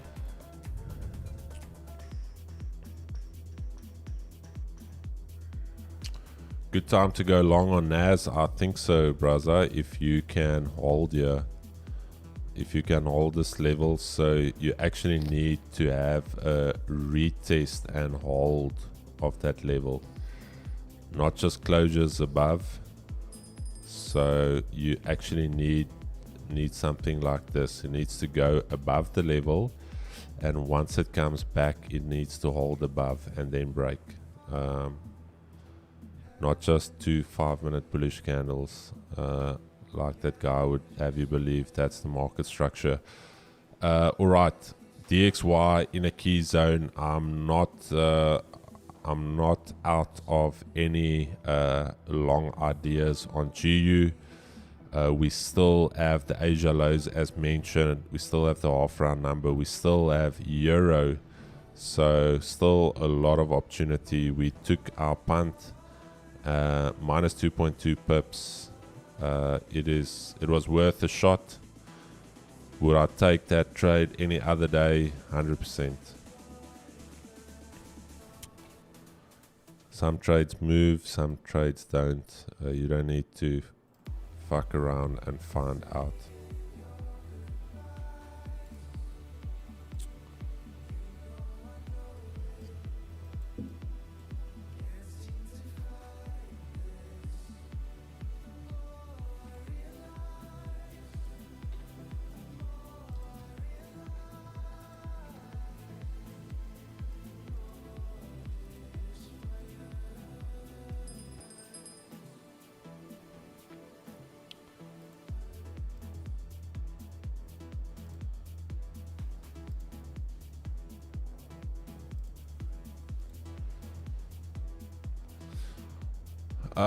Currently they will be drop 5. Market is heading back to the point. Alright, none. Could be. Could rise another 500 points.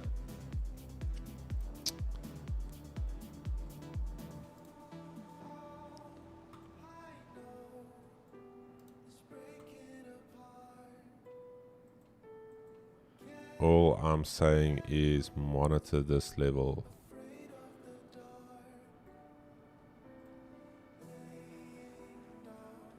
I don't necessarily want it to come back to the pivot. Alright, Chad, good close. If you're still in, don't say I didn't tell you so, but out of that trade. Let's see what she does. Keeks, nothing for you as of yet, eh? Nah. I've been like watching gold, but as I said, I wanted to get back above that zone. So once we're back above 2035, I'll start looking to enter gold.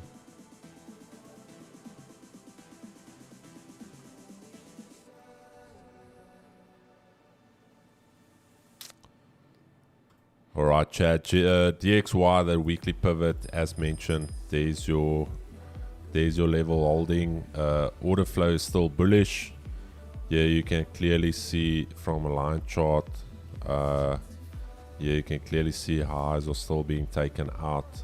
So no shift there as of yet.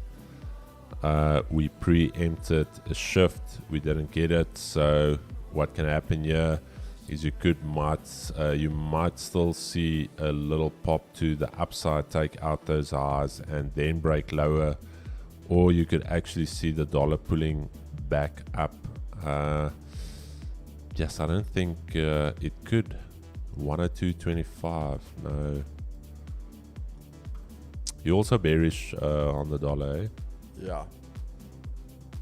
Bearish on the dollar. I can't really see it without any fundamentals going up to 102.25. Yeah, let's see. If the bears are going to step in, they've got a nice little support weekly pivot to attack there. And I think if the bulls are going to have any chance, they need to protect this level. GU. Ooh, GU. No, I wouldn't sell it here. No.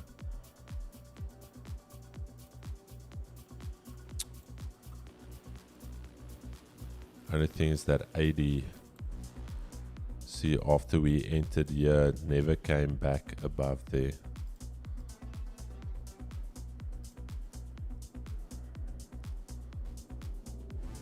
Alright, Chad, let's see what we get. Stopped out, calculated risk is never a problem. No, that's why I said that's the only thing I can control as a trader.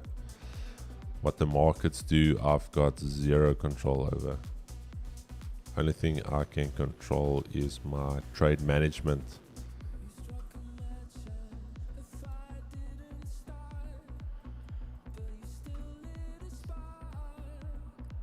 Alright.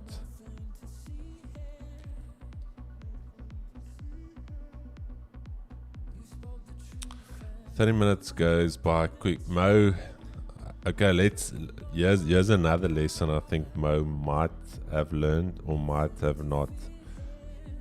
Mo, did you accept your trading plan and did you close out at minus 2.2, or are you still in the trade? Because here's the other thing, as traders, our ego stops us from being able to accept that we are wrong.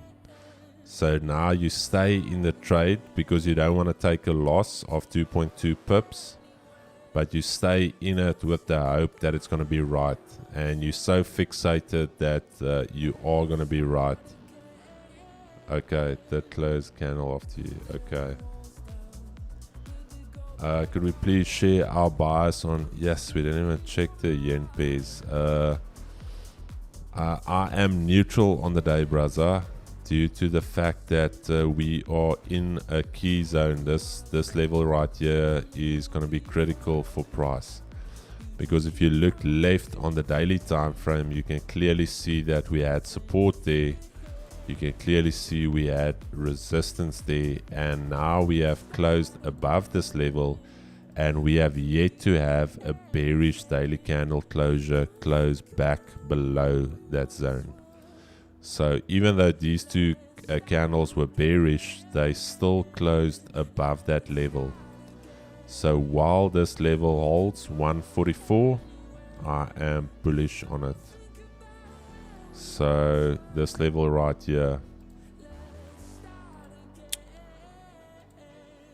But the 80 for me is showing bearish. We rejected the daily pivot right there. The weekly pivot we haven't tested during the session, so let's see. Minty selling GU. Minty, I don't think it's a bad trade, if I'm honest. I just don't like selling a session low especially while the Asia highs are still intact. So good luck with the sells. I think you do have range now to come back to 720, and then after 720 maybe even that weekly pivot retest, but not a sell I'll be jumping into.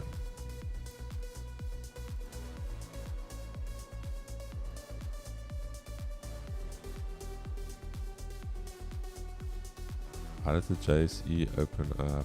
JSE, sheesh.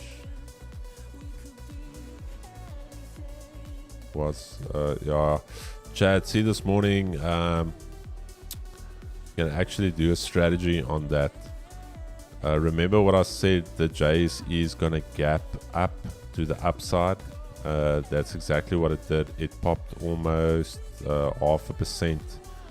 And the reason for that is a lot of the stocks in the top 40 have a lot of holdings in China.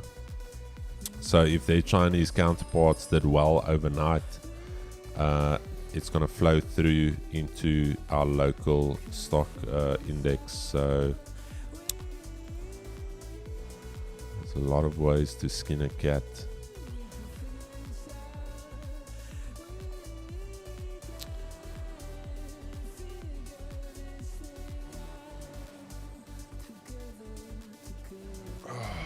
Francis John L. All right.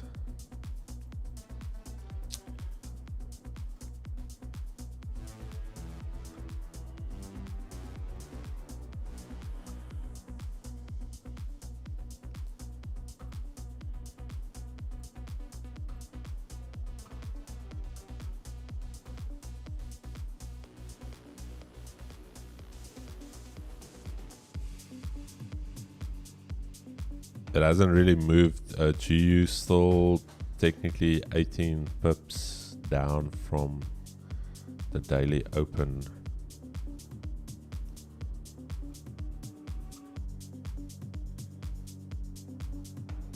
Let's see what she does. Just gonna set some alerts here at Asia lows for us. 2741.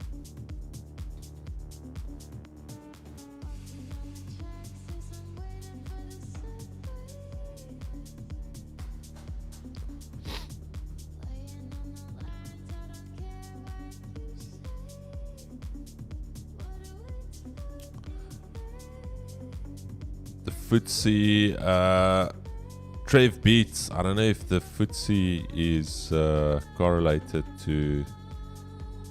Let's quickly see. FTSE. Let's see. No, so they are actually positively correlated to GBP USD. So if the FTSE is dropping, pound should drop with it. Yeah, you can clearly see it overlaid. They are almost 100% correlated. So I don't know. I'm not blasting you. I don't know where you got that that idea from, that if the FTSE is dropping, that the pound will strengthen. It's actually the other way around.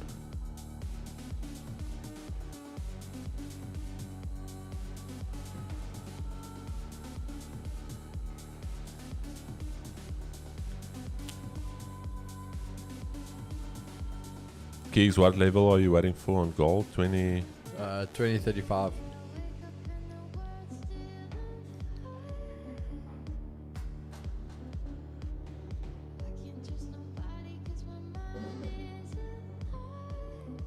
Trev, but where? Sorry, man. Where did you hear that the FTSE, if the FTSE drops, the pound will strengthen? No, I just want to find out. Is it like just an assumption you made? Was it somebody that said on a video, "Hey, the FTSE"? Oh, just from years of trading. All right. Okay. So it's an assumption. So remember, you always need to, any assumption or hypothesis you have needs to be tested. So we can now duly reject your hypothesis that if the FTSE goes down, pound will go up, just by simply looking at the charts, not even needing years of experience, just overlaying the charts. I'm not taking the piss out of you. I just want you always, as a trader, don't take anything as a fact.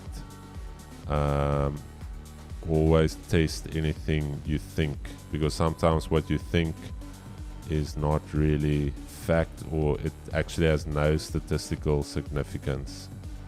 So yeah, we can clearly see the correlation between the two.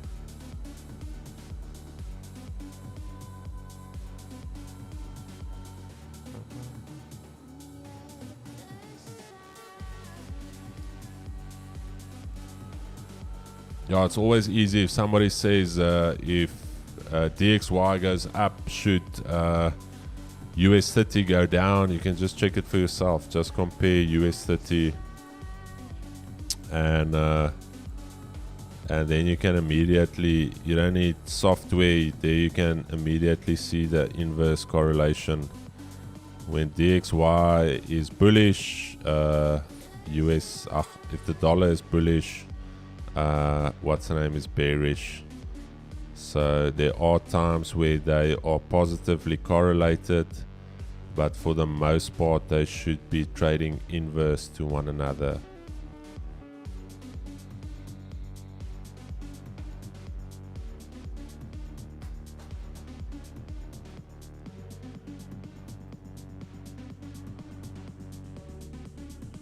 Gigs, you think the dollar's going to go for the 102.25 key level? Wasn't tested.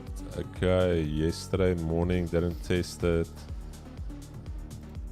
Seems likely at this stage.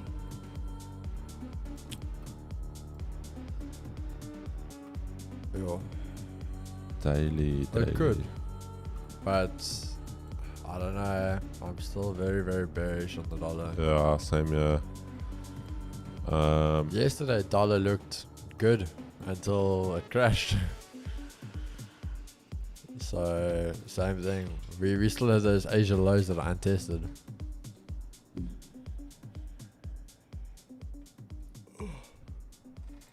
Now, 100% Trev beats, we all learn. That's why I just ask. I'm also open to theories. If you've figured something out, if you've seen something that's of value, please share it with the community. Like I said, as a trader, you should not have any ego.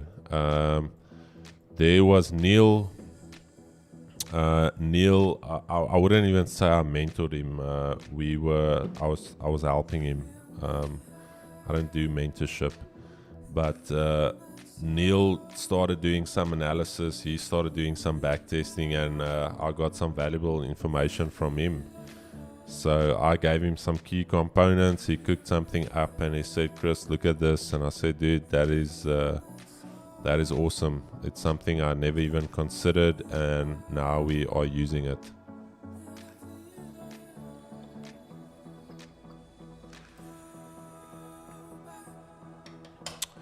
Because if you've got an ego in trading, you're going to close yourself off to learning from other people. I don't care how much years of experience you've got. If you did the back testing, you find something in the market of value. I'm not going to let my ego get in the way and say, "Oh, I'm not going to look at that because you've only been trading for 2 years." No. If Nasdaq goes bullish for the day, what is our target? Target will honestly be that daily range high. Yeah. Right there. 16,970. That will be the target. Let's see what DXY is doing. DXY. Alright. Let's see.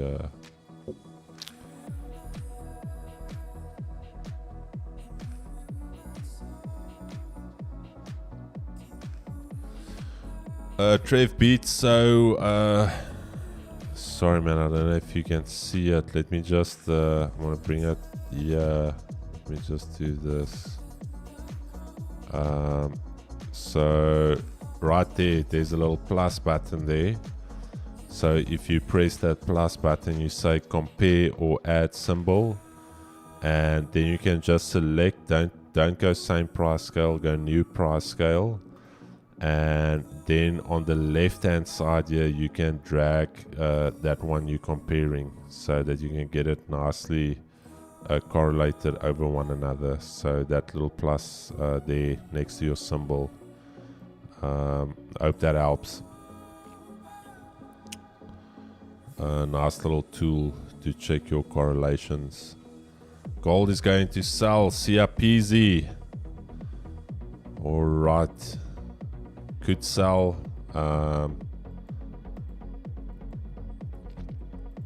think if it's going to sell, I think you should go for it, brother, if that's your plan. I don't like gold. Gold's just in this range. GBP USD just back here at this daily pivot level.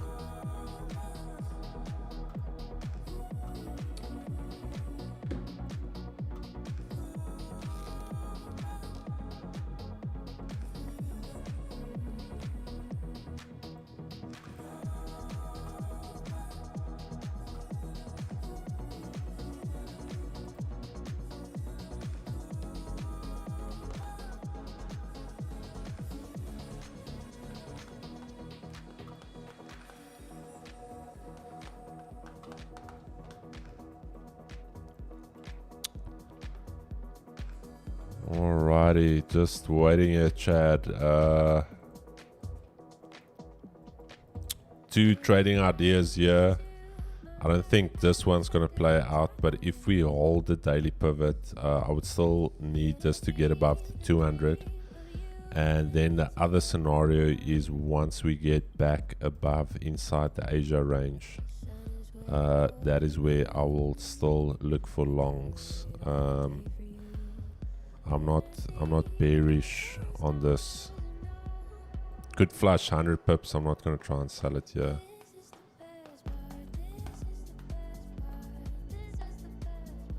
Yeah, gold is for sure a sell. Great. Let me just full margin the sells here.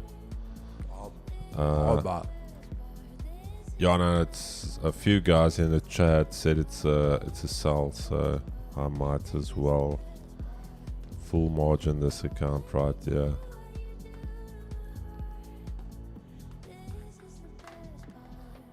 Gold for me is for sure in a range. That's one thing that's for sure.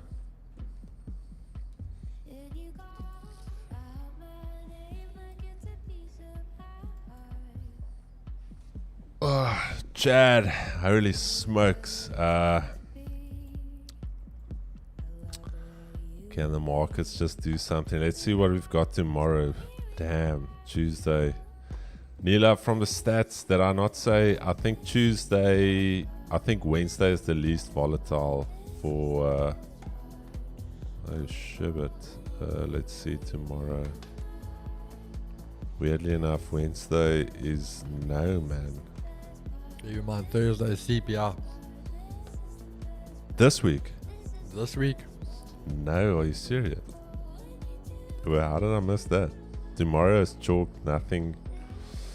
Only some speeches late in the evening. Alright, Keeks. Dang.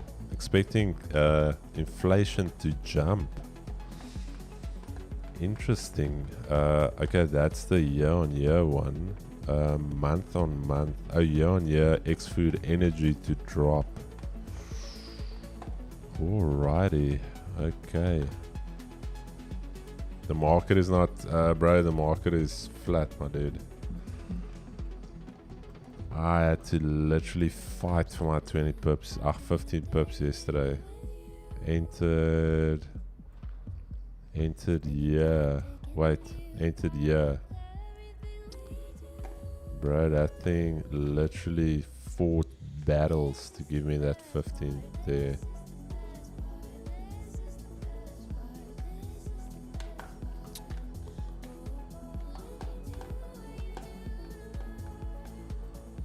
But it's not done yet, Chad. We only used 2.2 grams of our 15 grams of gunpowder to load a 6.67 lot. So we still have some gunpowder left to shoot another shot. Gigs, your gunpowder is dry since yesterday, eh? Shots fired.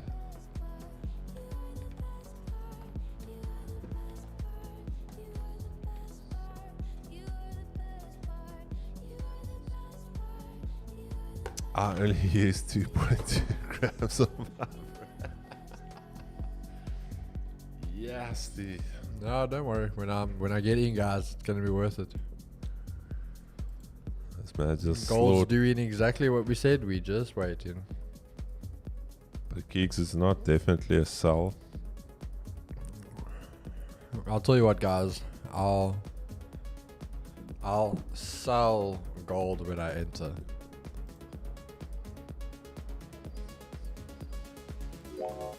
Incoming mail.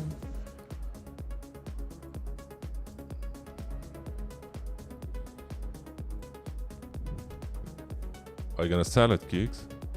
Yeah. Okay.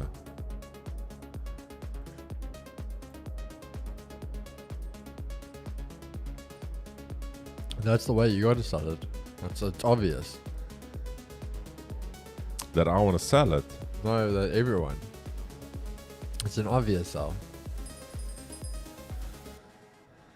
I can tell you, even my brother in Christ, Mr. Naidu, is also selling gold now.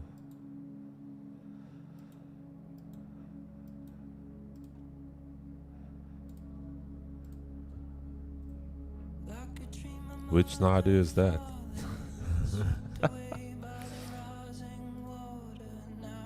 Jason Naidu.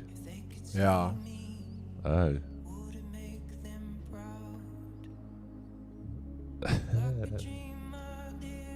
No, Chad, we keep me a clean this year. Ego trade, lol. I don't know what he's talking about. Oh, Trev. Trev. No, Trev is one of the Chads, eh? Is he? No, it's Trev. Trev is the ambassador of the Chad.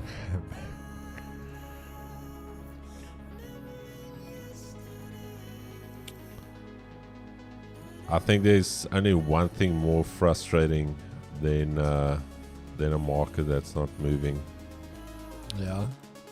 and that's gold not selling.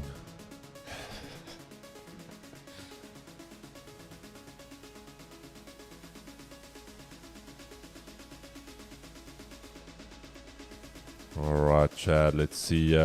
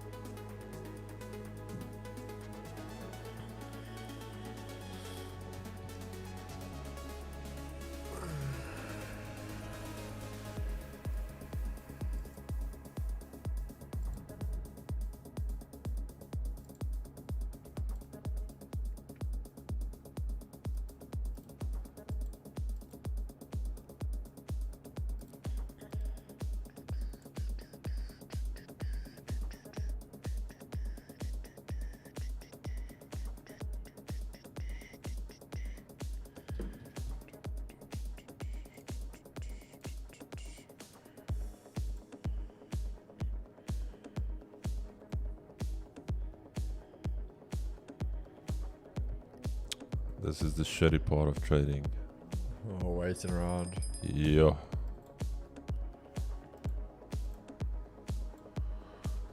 Yo. We might need to start trading Nifty 50, my dudes. Let's see how that Nifty 50 is moving. Damn, Nifty is destroying some bulls here in the market. Bank Nifty, yeesh. It's happening in India. Alright, Chad, let's look at DXY. We're starting to see, alright, okay.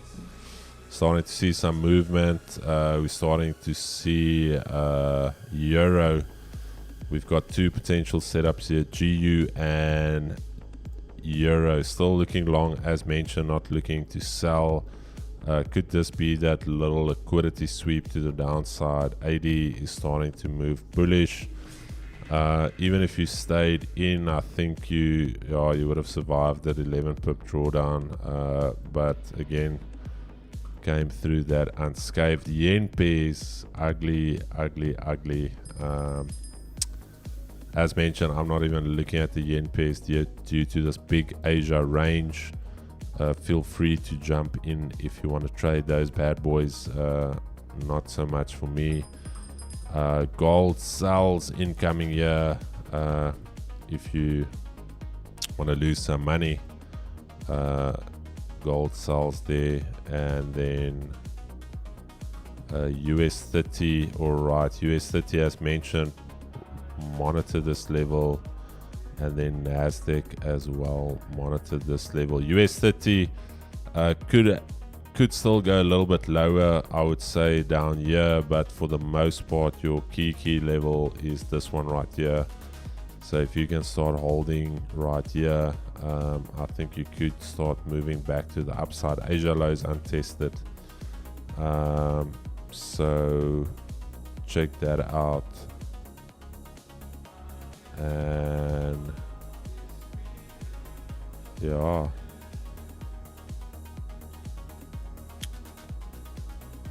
let's see. Alrighty.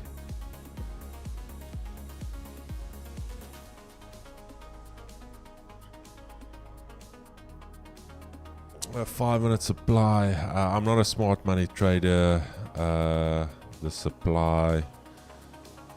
I just look at levels. So if Asia high holds, then technically it should go up. Is this your supply level? Back in the day when I was a smart money trader, I would drop down to the 1 minute once it gets into my zone, and then I'll just wait for I would wait for that sweep, that liquidity sweep, the break, and then I would look for the supply on the 1 minute. So wherever that's going to be, if it does something like that, and then I would sell from there. Just due to the fact that price is fractal, and technically whatever time frame you're on, market structure is market structure, and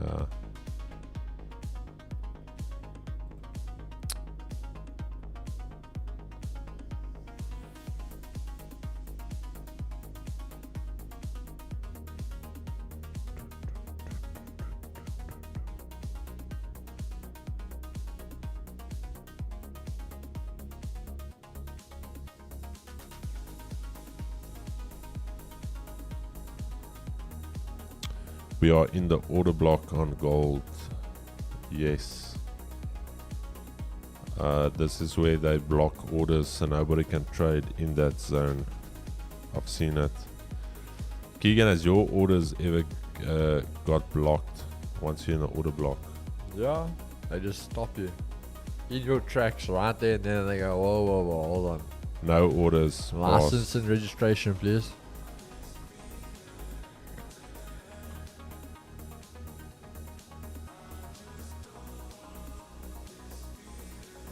What did I call the smart money guys? I think this if this thing gets violated, I call it a S&D flip, I think. Then I you, don't even know what half the shit is that they come up with.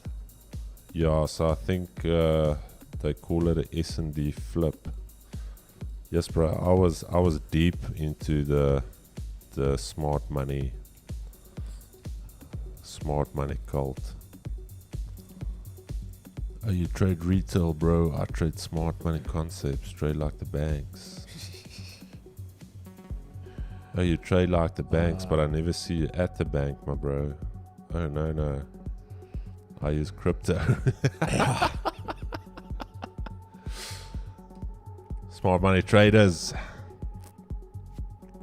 See you on the charts, but I don't see you at the bank. We withdraw to crypto.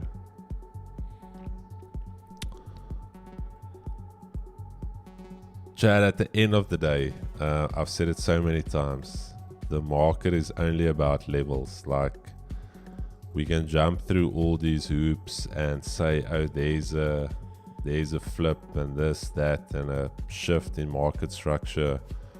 The only thing that markets ever do, and if there's only one thing you take away from the stream today, is that the only thing markets will do is markets will seek out levels, horizontal levels.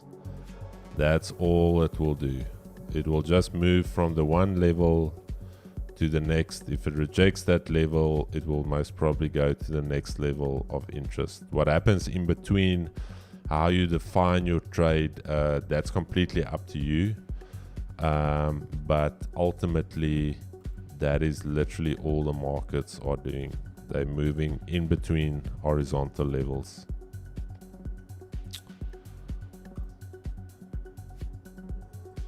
No rocket science required. No order blocks required. Literally just check the horizontal level. If it's holding it, great.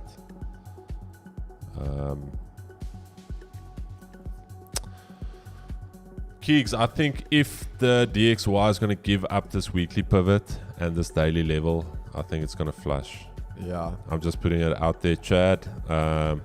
So either this is going to hold, one of two things. We're now at the business end of the session for DXY. So this key level, it's no surprise to me that we are testing the level and the commitment of the bulls here. So if the bulls are going to take it away, they are going to start moving this thing now. And most likely what you'll see is you'll see a move to 102.25. There's that next key level. That is what they'll do. Otherwise, if the bulls are going to give up the fight here, I think the bears are going to come back, take control. Euro USD, nothing here for me. I've got my alert set here at the weekly pivot. That's where I want to trade it. Why the weekly pivot? Because then we're back above the half round number, back above Asia lows, daily pivot, and then we've got Asia high still untested. Gold, nothing for me. This thing is just in an ugly range. Yesterday, yes, look at that. Yesterday it also died the entire day. US 30, all right. US 30 starting to trade back above that level. Nasdaq not yet attacking that level. UJ weekly pivot. GJ, no. EJ, nothing for me there.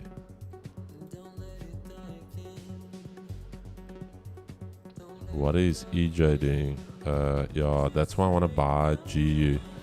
If you check yesterday, check GU's move above Asia highs. I think it did 35 above Asia high. It did 37, and check Euro. Euro only did I think 25. So 10 pip differential between GU. That's why I ideally want to get into GU. Also looking at EJ. Euro definitely the weaker one between the two. So you can clearly see that Euro GBP is in a downtrend, and the pound is going to outperform the euro on any cross currency pair or major cross. So that's why I want to go for, when I want to buy, I want to buy the stronger pair, which is the pound. So even if the euro gives me a setup, yeah, I'm most probably going to go for GU. With that being said, I'm just going to run to the toilet. Keegs, tell the chat what you ate this morning. Yeah. I swear I'm starving though. Blip.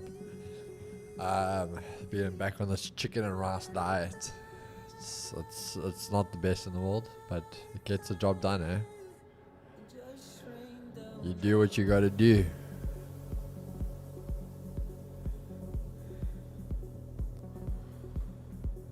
I might buy one of your meals today. Just let me know, Chad, let me know what I should pay for one of Keegan's meals. I'm contemplating, do I want to spend 70 rands in petrol to go and fetch a meal that's maybe 20 rand? Keep in mind, we still have a meeting now off the stream, eh? Yeah.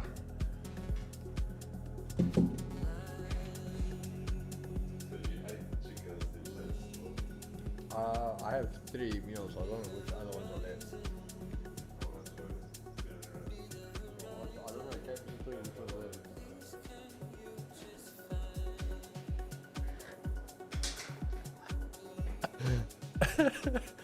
Oh yeah, that Chris.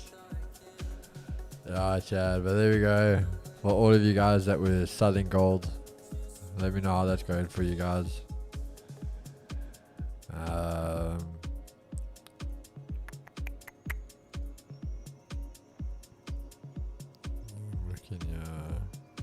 I need to get a new monitor for my setup, for one of my setups, guys. Do any of you guys have the 34-inch ultra wides? Because I want like the big ones. Do any of you guys have the 34-inch ones, or is it much of a big difference, the 34 to, I think it's the Samsungs and that have the 40-inch something ultra wides? Like those I've seen and they are stupid big. Is the 34 anything close to that, or are they quite a difference?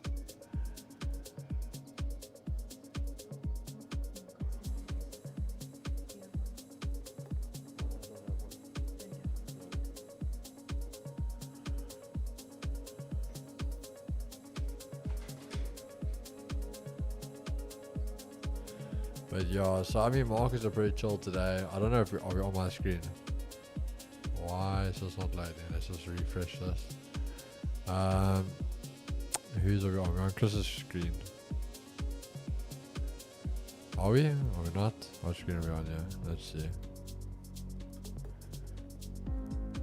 Okay, looks like we're on Chris's screen. Forex Factory.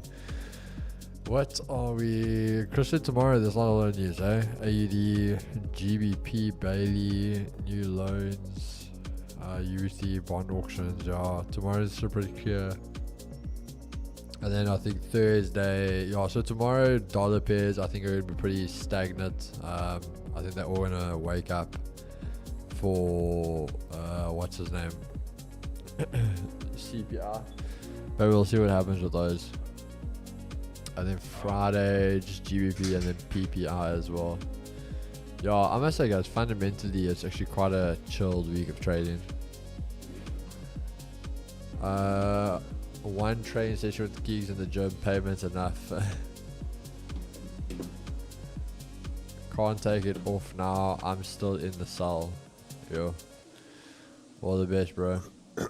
40 makes a massive difference, quite a difference, gigs. Yeah. I thought so, but yeah, I'd rather pay for the 40 in my opinion. No, I've definitely been thinking about it. What's that, Keegs? Because I want to get one of the a new monitor for like my setups at home. Oh yeah. But I'm debating if I'm just getting another 32 ultra wide, because I've got a normal 32 curved. Now I want to get an ultra wide, but I was like, for guys, is the difference actually really dramatically different in the 32, 32.5 and some of 34 ultra wides, or the 40-inch ultra wides?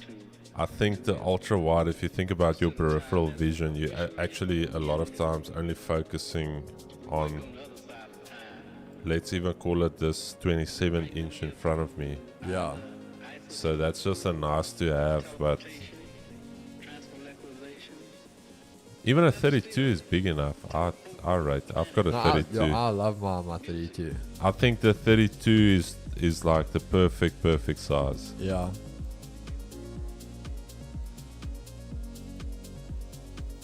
Still on screen, Chris. Yeah, we're still on the screen. AUD USD could be a buy. Rush, let's quickly check for you. AUD USD. Let's quickly do a top down for you, my brother. Weekly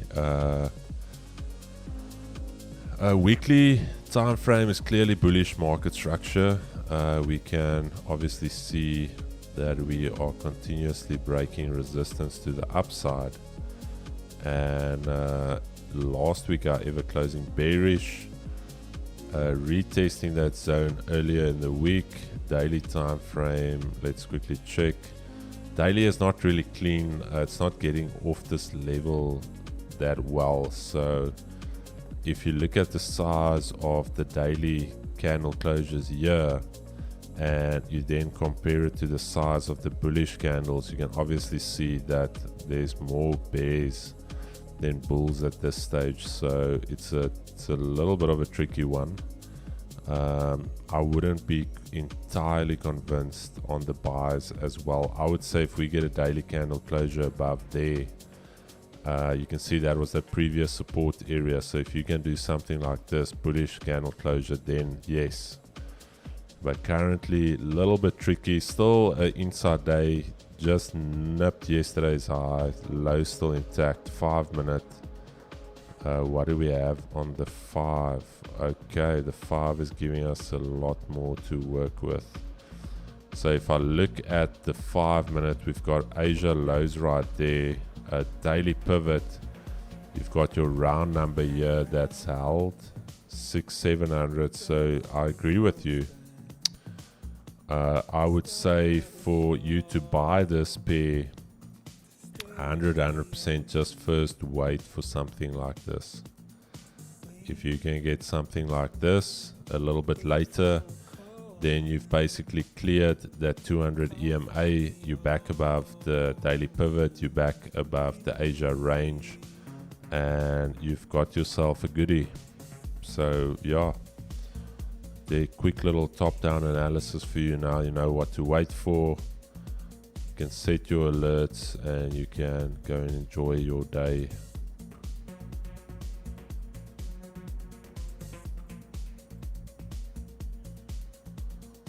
US 30, right, Nas now back at that level. GJ, EJ, gold. Keys, have you entered yet? No, not yet.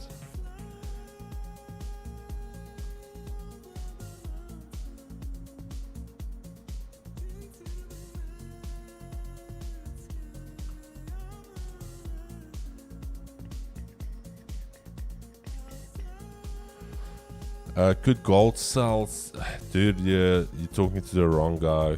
The gold man here is next to me. There's somebody that can trade gold. He already told you what he's doing. I'm gonna throw over to Keegan's screen. Got some gold bugs in the chat. Yeah, guys, as I said, it's just I'm looking for buys on this. I don't know why you guys would, what you seen that you'd be looking for sells. You can definitely see this turnaround on the 30. We can see we are starting to form that nice structure now. And then going over to our 4 hour and stuff like that. As I said, 4 hour closes now in 4 minutes. Thanks so much. Closes. This is literally what we've been waiting for the whole day. That's what I'm waiting, why I haven't entered. I said this 4 hour closes, we want to close above this key level. Like literally, if this closes how it is now, we've closed back above that 2035 range, and then we can be targeting the next key level, which is 2050. So yeah, I don't see where you guys are seeing. End of the day, it's a bit of a waiting game, being patient, waiting for that right moment to enter. but I'm just waiting for this 4 hour to close at this point in time. If you look on the daily, you had massive wick rejection to the bottom. So again, show you the buyers are coming to the party. We are starting to hold the key levels. And again, just to add to it, I know a lot of you guys are going to say, oh, but look, there's no bottom wick. So cool, yes, there's no bottom wick, but I've shown you this, guys. Every time there's been a massive bullish surge, you can go look how many times there are no bottom wicks, and that's what Chris and I were talking about. Basically nothing. And you can do this all the time. That was the turnaround candle, nothing. Turnaround candle, nothing. So yeah, on gold, not having no bottom wick, not having a bottom wick, no bottom wick, no bottom wick. It's not that much of a big thing on gold. That just shows you if it does go the way we're saying, it's going to be a big move to the upside. Thoughts on ICT? I don't have an issue with ICT. I just think the way that is put out a lot of information. I think there's some good bits to take out of it. I don't think you need all of it. I don't think ICT is good for new traders. I think you're going to go down a rabbit hole and we're never going to find you again. Some of the stuff he posts is not true in terms of on his thing, like 70% of the time. We spoke about it. So ICT claims that 70% of the time the high or low of the week is formed on a Tuesday. So technically, from statistical analysis, if I take the last 10 days or the last 10 weeks, 7 out of those weeks, that should technically be true. And I showed you guys, if you go to Nephew Sam, let's quickly go to his indicator that he actually pointed out to show ICT that is not a factual statement, that it's actually only an opinion. Let me just show you this high and low frequency of, let me just copy that quickly, and then you can actually see where he debunked, let's call it debunk, that theory of ICT. And let's just wait here. Let's go to the daily time frame. Let me just move this out and you can see.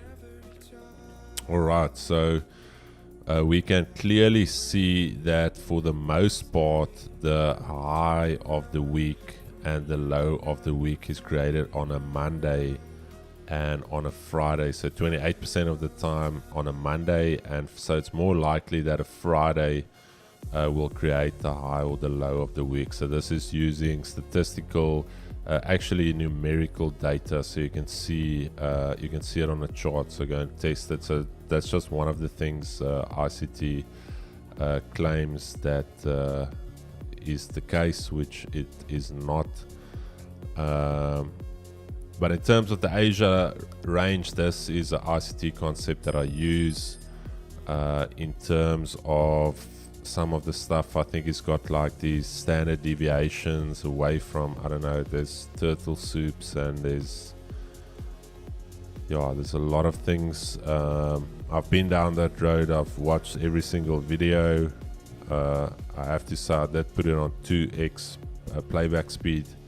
That guy will put you to sleep, but no issue with him. When it's already started, Paco, I'm just struggling my ass off to get my docs approved.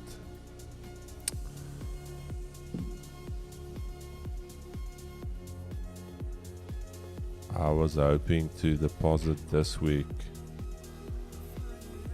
The broker they use is ATC Brokers, and let me see if they replied. Yeah.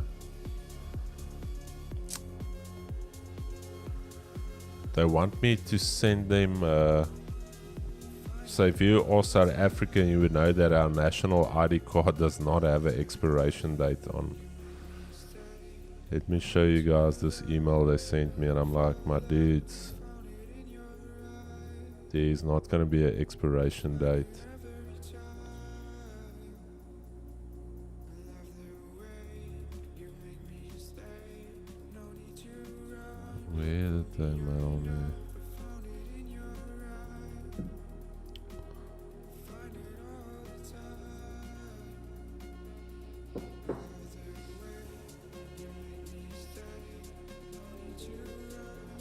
Still synchronizing.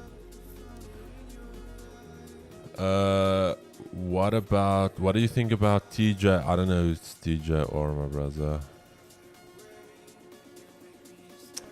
Smart money concepts are a joke. I'm a pro trader and macroeconomist. They are a joke. Nobody from hedge fund guys. No. Another thing is trader. Yeah. Another thing is, Chad, hedge funds. They've got so much liquidity. They can't day trade. Think about that. They are position traders. They plan their trades weeks, months in advance. They've got certain liquidity ratios they need to maintain within their portfolio. That's mandated with the client. That's in the investment prospectus. So there's a lot more red tape. But no hedge fund is day trading. At no instance is there somebody saying, "Hey, Keegan, sell me 10 million shares." Alright, I'm selling, okay, I'm buying. Yeah, no. It's not what a hedge fund does.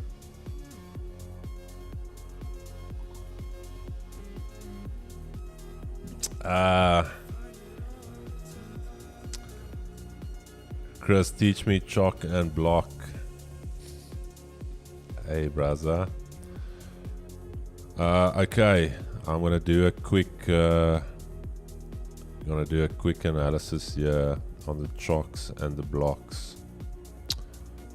So if you go on the 4-hour time frame on GBP USD, you can clearly see that the order flow is bullish. So the first thing is we can see a mitigated demand zone right here. After that first change of character right there. So that was an intermediate demand zone there. But that was the fake demand. That was the liquidity. And then if you look further here, we actually still have some liquidity resting here, which at a later date the market will come to pick up that liquidity right here. So that for most seems like a bottom wick, but for the smart money guys, that is liquidity. We see that as the market with the unmitigated demand zone right there. And then furthermore, we can clearly see that from this right here, this is a fake order block because it didn't create a new high on the 4-hourly. So we would now expect price to push down into that, grab that liquidity, and then we can come deeper into where, alright, this was already mitigated, this was mitigated, alright, so we are just going to wait a few weeks, and once that liquidity has been taken, we will buy from here. As simple as that. Now I can go on a holiday and I'll see you guys next week.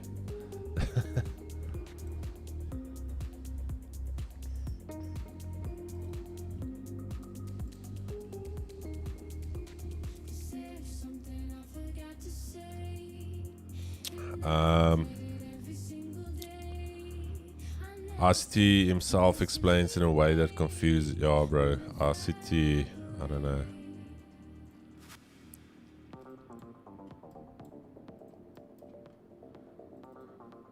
TJR is a millionaire trader that trades an extremely simplified model of ICT. Is that TJR you're talking about? I've been using it for over a year and I sometimes goes weeks without losing. Bro, that is phenomenal.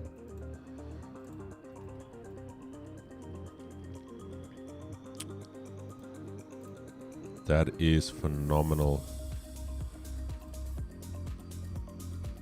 So if you are a ICT trader, the simplified model here is that this was now, back in the day when I traded ICT, this was the liquidity sweep right here. This was the Judas swing. It was, what is it?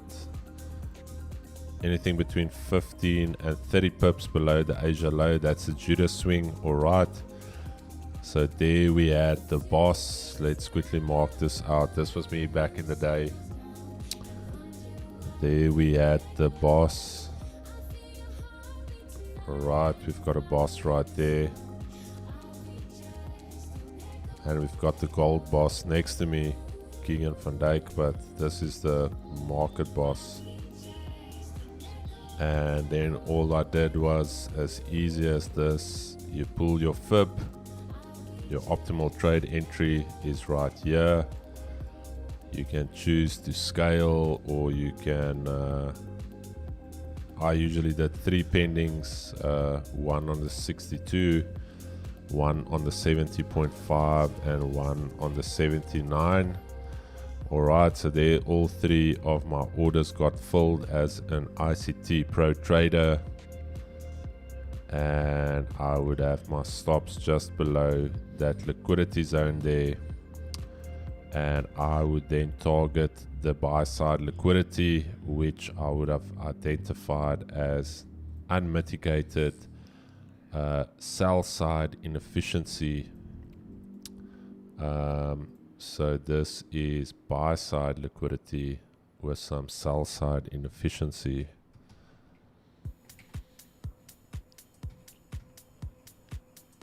So you've got a SSI, a BSL, a BOSS, a CHOC, and if you are South African, sometimes you don't give a fuck, but alright, so you would expect that to be taken out. So there you've got a nice 1 to, oh shit, okay. So as a ICT Pro trader, I just got stopped out there. Alright, now we wait for the You know, I only realize now, the one asking all these questions, that's my buddy from yesterday. Ooh, That order flow. go. Yeah. Hey bro, I traded everything from RCT. At one stage I was like, nah my bro, I can't catch a win for shit. And at one time in the week where there was a actual Judas swing, I was so mutilated by the market, I didn't even take it. And it's like next week I'm trading these Judas swings. Money matters. You didn't see the liquidity below. Yeah, Chris, why didn't you see that? Oh damn, okay wait, where's the liquidity? Why did you not see the liquidity? How could you miss that? Where's the liquidity, brother? Wait, where's the liquidity? I'm not seeing it. No, I'm honest. I'm trying to see the liquidity. There's a plus BB. A BB plus. Let's quickly see. Bro, if we ever get into the business of making condoms, we have to call it a BB plus.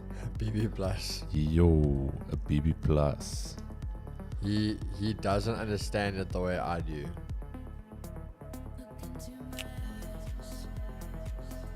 Alright. But Chad, we've got a order block here.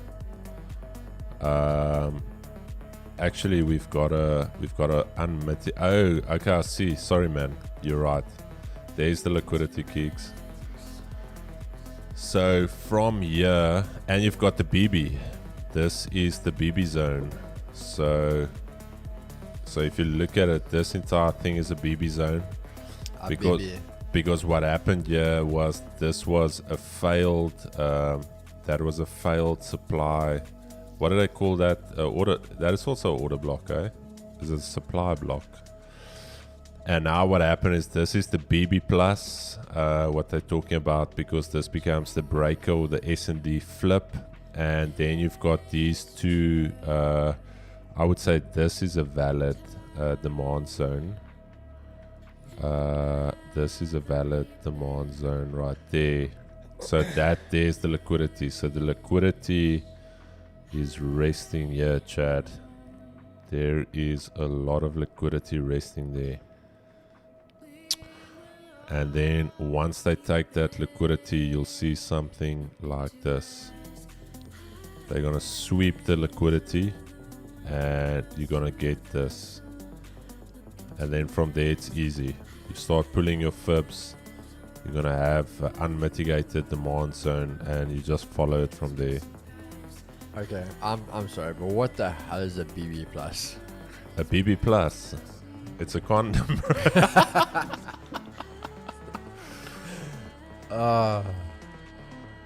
100% the BB plus is a condom.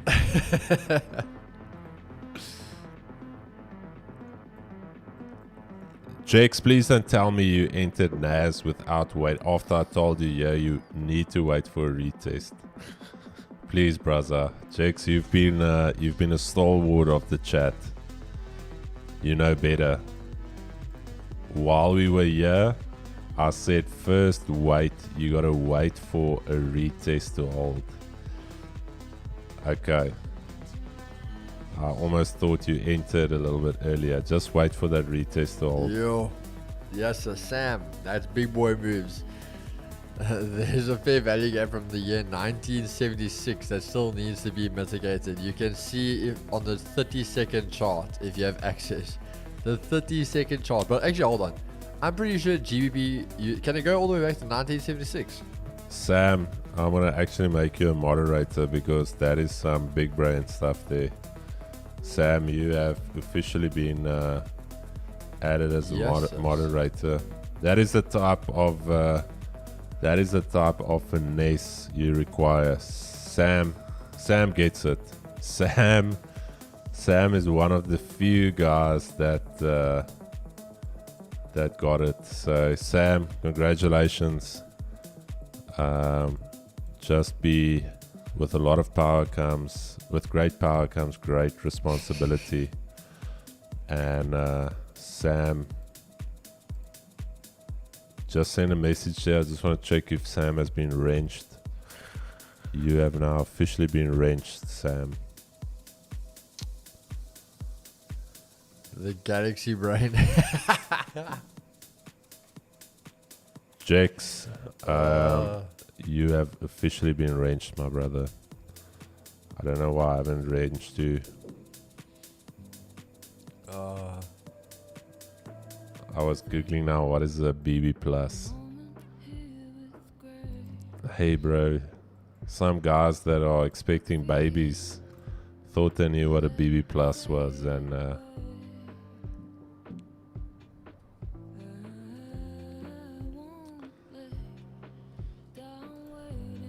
Etienne, I'm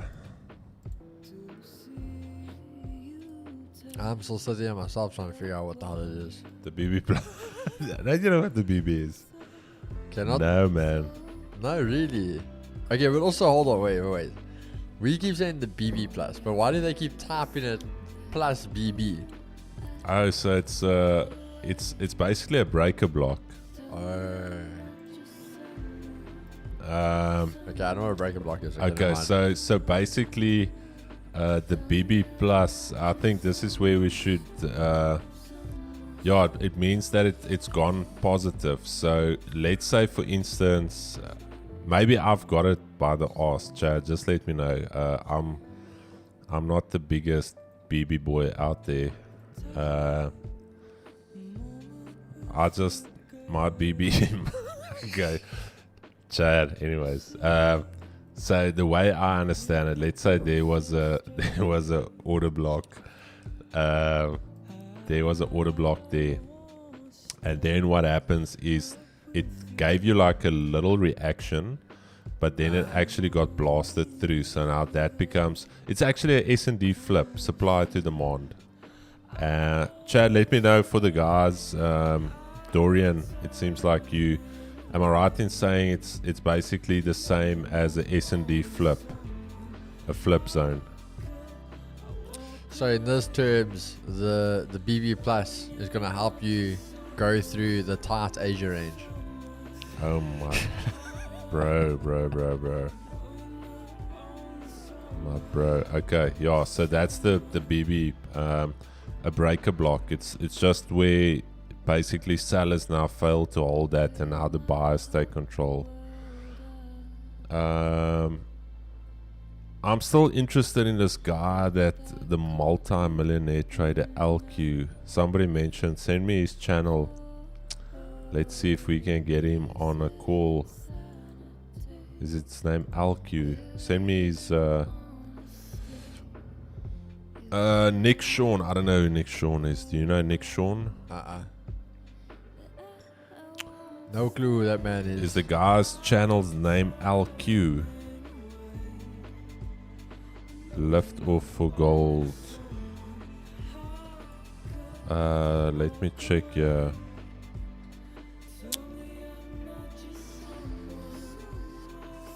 Hey Chad, I've been through all the strategies. If you ever want to know of any strategy, my dude, I've been through it.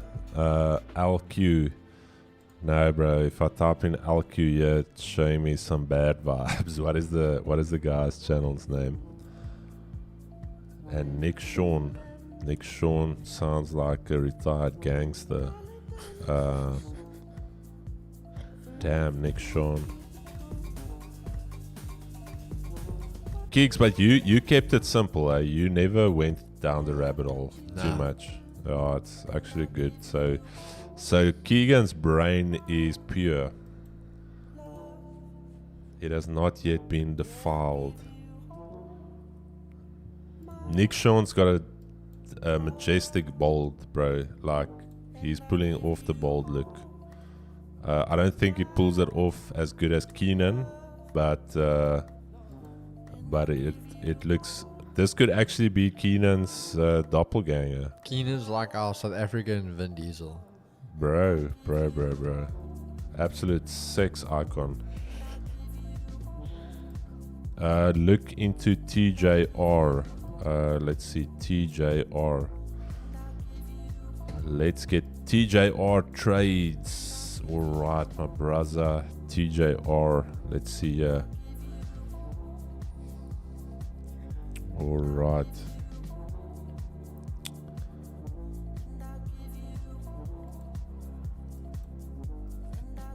TJR. The American Jesus. By the looks of it. Alright, we'll have a look at TJR trades. He almost looks like that guy that does the reaction videos, eating like hot chips. Keeks, what level are you waiting for? Keeks, the chat wants to know what level. I'm literally actually watching now. If we can close above these highs, I'm happy like there now.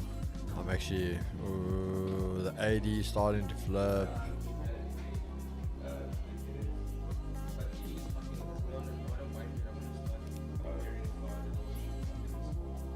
I was gonna say we also yeah, what?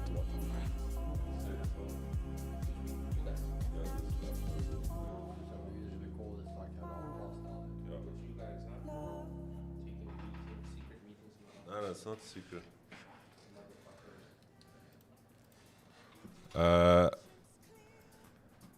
Oh, Nick Sean. Nice. Oh, it's good.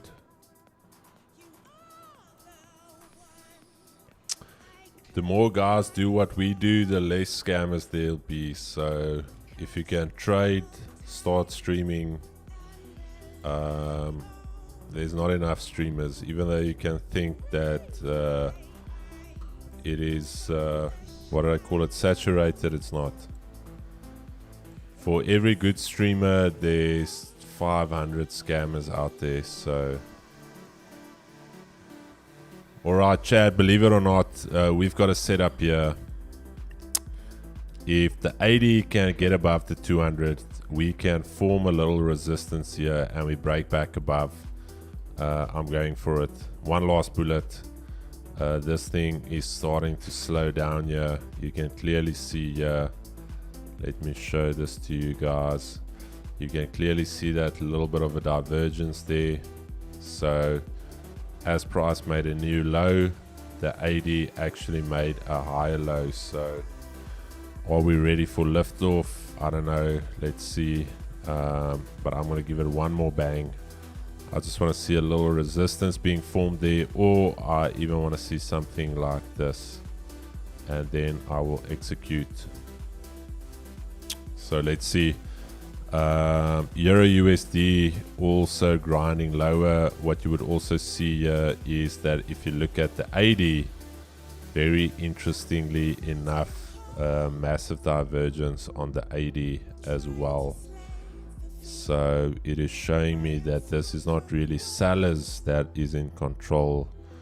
There is a lot of buying pressure that wants to come into the market. So same with DXY. Yeah, you can see DXY making these equal highs, but look at the 80 as well.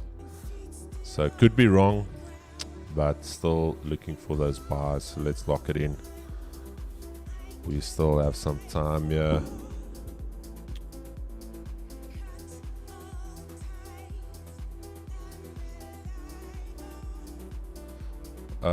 That's true. When I started with ICT, went through that I stopped being profitable. Yeah, bro, ICT, my goodness. Like I mentioned, there's a lot of good in ICT. You just need to figure it out. But for new traders, please, I'm doing it because I'm concerned about your mental health and your time in the industry, and ICT is not going to be good for that. Once you're established, you can start working through stuff. Rydell is an absolute beast. Yes, I laughed last night when I watched these, let's call it reaction video of scammers getting confronted. Shout out to Rydell for always mentioning these live streams. Yeah, big shout out to Rydell, guys. Give Rydell Flicks a follow. What about SMT? Oh, my brother. Was Money Matters not here?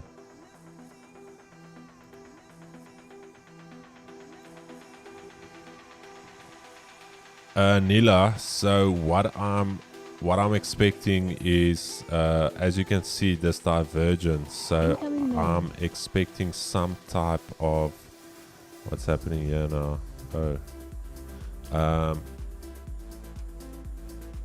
I'm expecting quite a vicious move to the upside if we are going to get it. So again, as mentioned, I think last night on our Zoom we saw that one scenario where we didn't get that retest. Remember, if you go back, Neil, when we did some charts last night, remember that one scenario where if we waited for the retest, we had something similar like this. We had this and then it broke. And remember, we said should we wait for the retest, should we not? And that thing just blasted. So that is what I'm thinking. But I agree with you, the safer trade would be for this to break above, for it to come back to retest and hold and then break. Similar to, okay, not that. That is when you drink and trade. So similar to what we had here, but now more something like that. That right there, copy and paste that down here if we can get that. So alright, just as I said, aggressive and explosive. Keegan's back at his desk and we are seeing some moves here.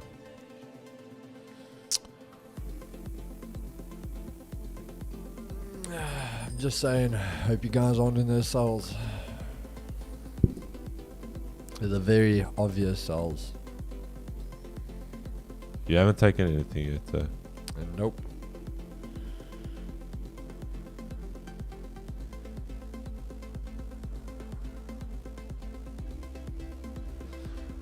Sam Shah, I agree. I think the biggest issue with a lot of traders is they think they need more information.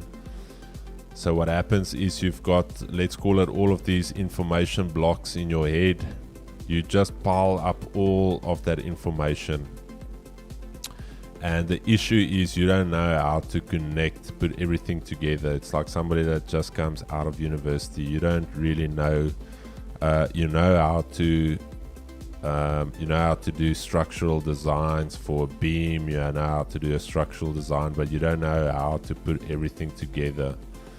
And that is the thing. You can have somebody that's got a simple method like the one I taught Mo, and Mo knows exactly how to connect the dots from A to B to C, and he's actually better off than another guy that's been on a 7-year journey with ICT.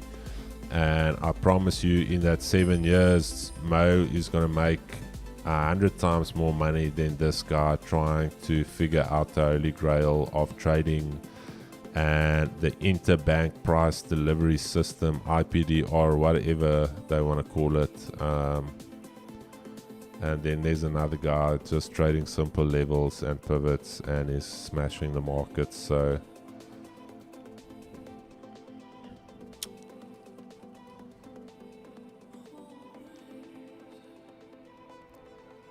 Chris, you were busy saying, Etienne, my brother, I can see that you are keen. Etienne, I just want to say that you have now officially been wrenched, my brother. May you use that power to be fruitful, to multiply if you are married. Do not multiply if you are not married. Some of you brothers out there multiplying without putting a ring on that finger. We need to chat, my brothers. You can't have the benefits of marriage without putting a ring on that finger. So you better sort your shit out. Some of you brothers want to live like you're married, but you don't want to put a ring on that finger. Come on, my brothers. Come on, my brothers. The one crucial thing that works for me about ICT is the kill zones. Alright, kill zones.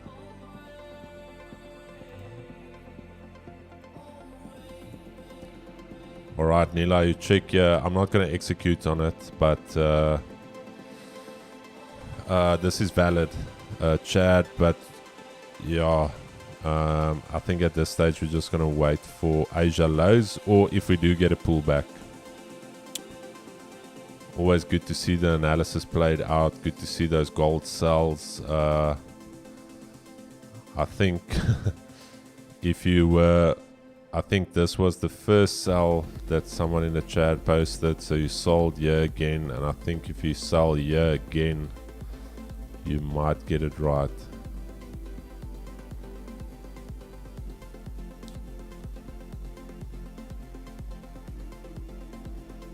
Trokkie, ek sal vir my bankrekening nommer stuur, R5,000 en jy is 'n range, my friend. No shit, Chad. Trokkie, you know what? Trokkie, you in. Keep it clean, keep it lean. Holding this gold till next hourly.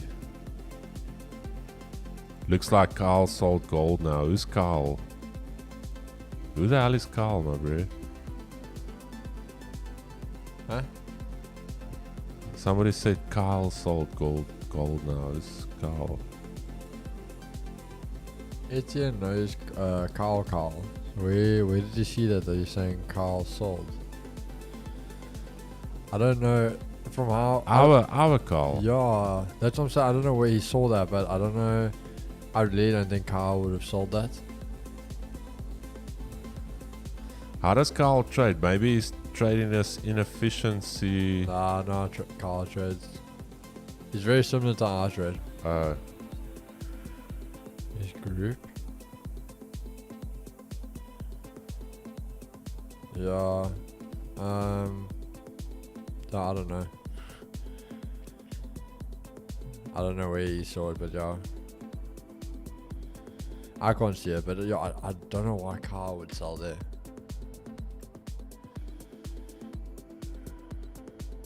Alright, Chatadonia.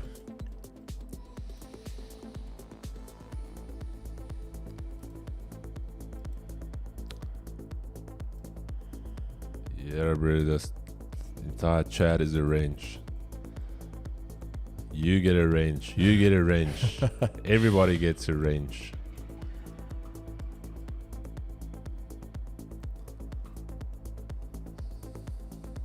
All right, Chad. I think we're just gonna run through one more time. All right, DXY in this range here, holding pattern. One thing that could happen here, just be very careful. Just looking at the last impulse move to the upside, we've gone into this consolidative holding pattern. And if bears are going to step in, you would want to see something like this. If not, what's going to happen is we'll actually break out of this range, NYSE. So not very clean, not very beautiful. As mentioned earlier, 2 levels to monitor for US30. You've got this key level right here, and then you've got this big one right here. Monitor those levels. I'm still bullish on the day. Nasdaq as well. Monitor this level right here for potential buys.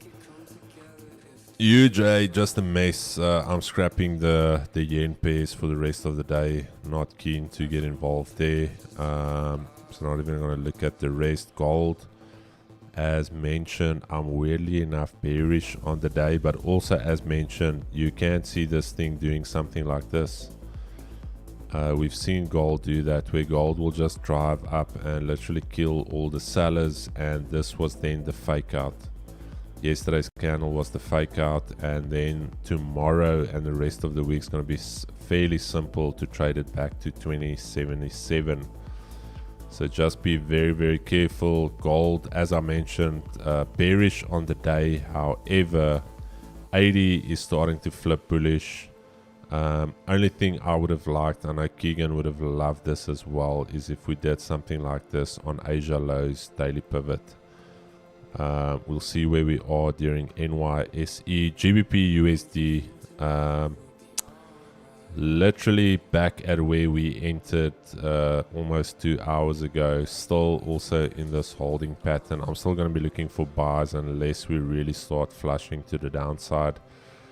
2 scenarios that I'll be watching out for is either the one is going to be the better one, is going to be a nice full retest of the daily pivot, and then I will wait for something like this. So actually get back inside of the Asia range, get back above the 200 EMA. Nice little bullish continuation trade. Asia highs untested. So we've got that as our advantage point, and let's see if we get that a little bit later. I will try and share that in the Discord. Join the Discord, link in the description of this video. And then Euro USD actually looking better, weirdly enough looking better than GU, due to the fact that even though we've made lower lows the entire morning, the AD has remained above the 200. So 2 things I'm going to be monitoring on EU, whichever one gives me, is either this daily pivot or the weekly pivot, but again, not looking for shorts at this stage. And Chad, Keeks, any closing remarks from yourself? Nah, I think that's it from my side. I think, guys, just in a nutshell, we spoke about yesterday in New York session, and same, yeah, keep it simple, guys. Know the basics and keep it simple. Chad, anything you still want some comments on? Remember, we're here for you guys. I just want to thank each and every one of you joining us every day. Thank you for the positive, I think mostly positive. We've got some bad apples here and there, but remember, we're not here to compete with anybody. Ultimately, this is a collective effort for all of us to make strides in our own trading, in our own personal development.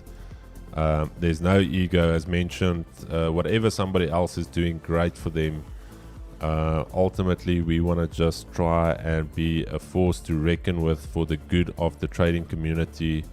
So please, when you step into the stream and into the chat, let's leave our egos aside. Let's be constructive in our comments. Let's be constructive in our criticism. if there's something you don't like, if you've got an opposite view to us, 100%. There's going to be a lot of times where we are wrong, you are right.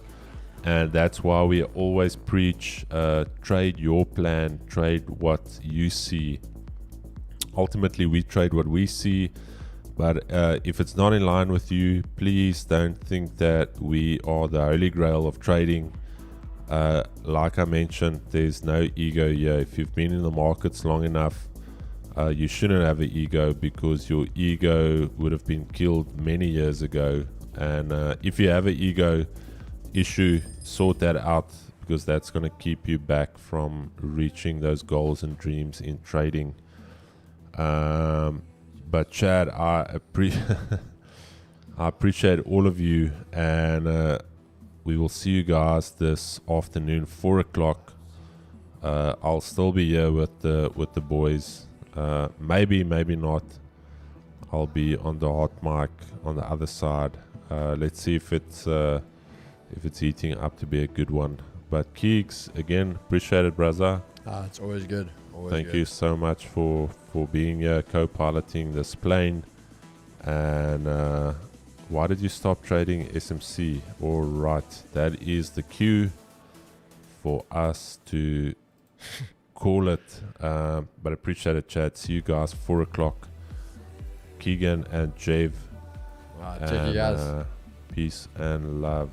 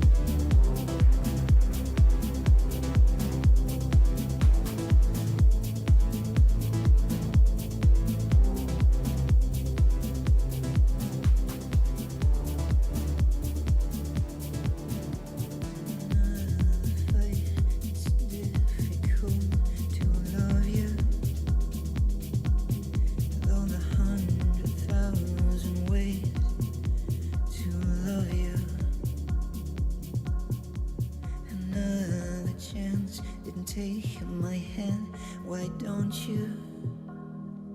I can't see through you. I can't see through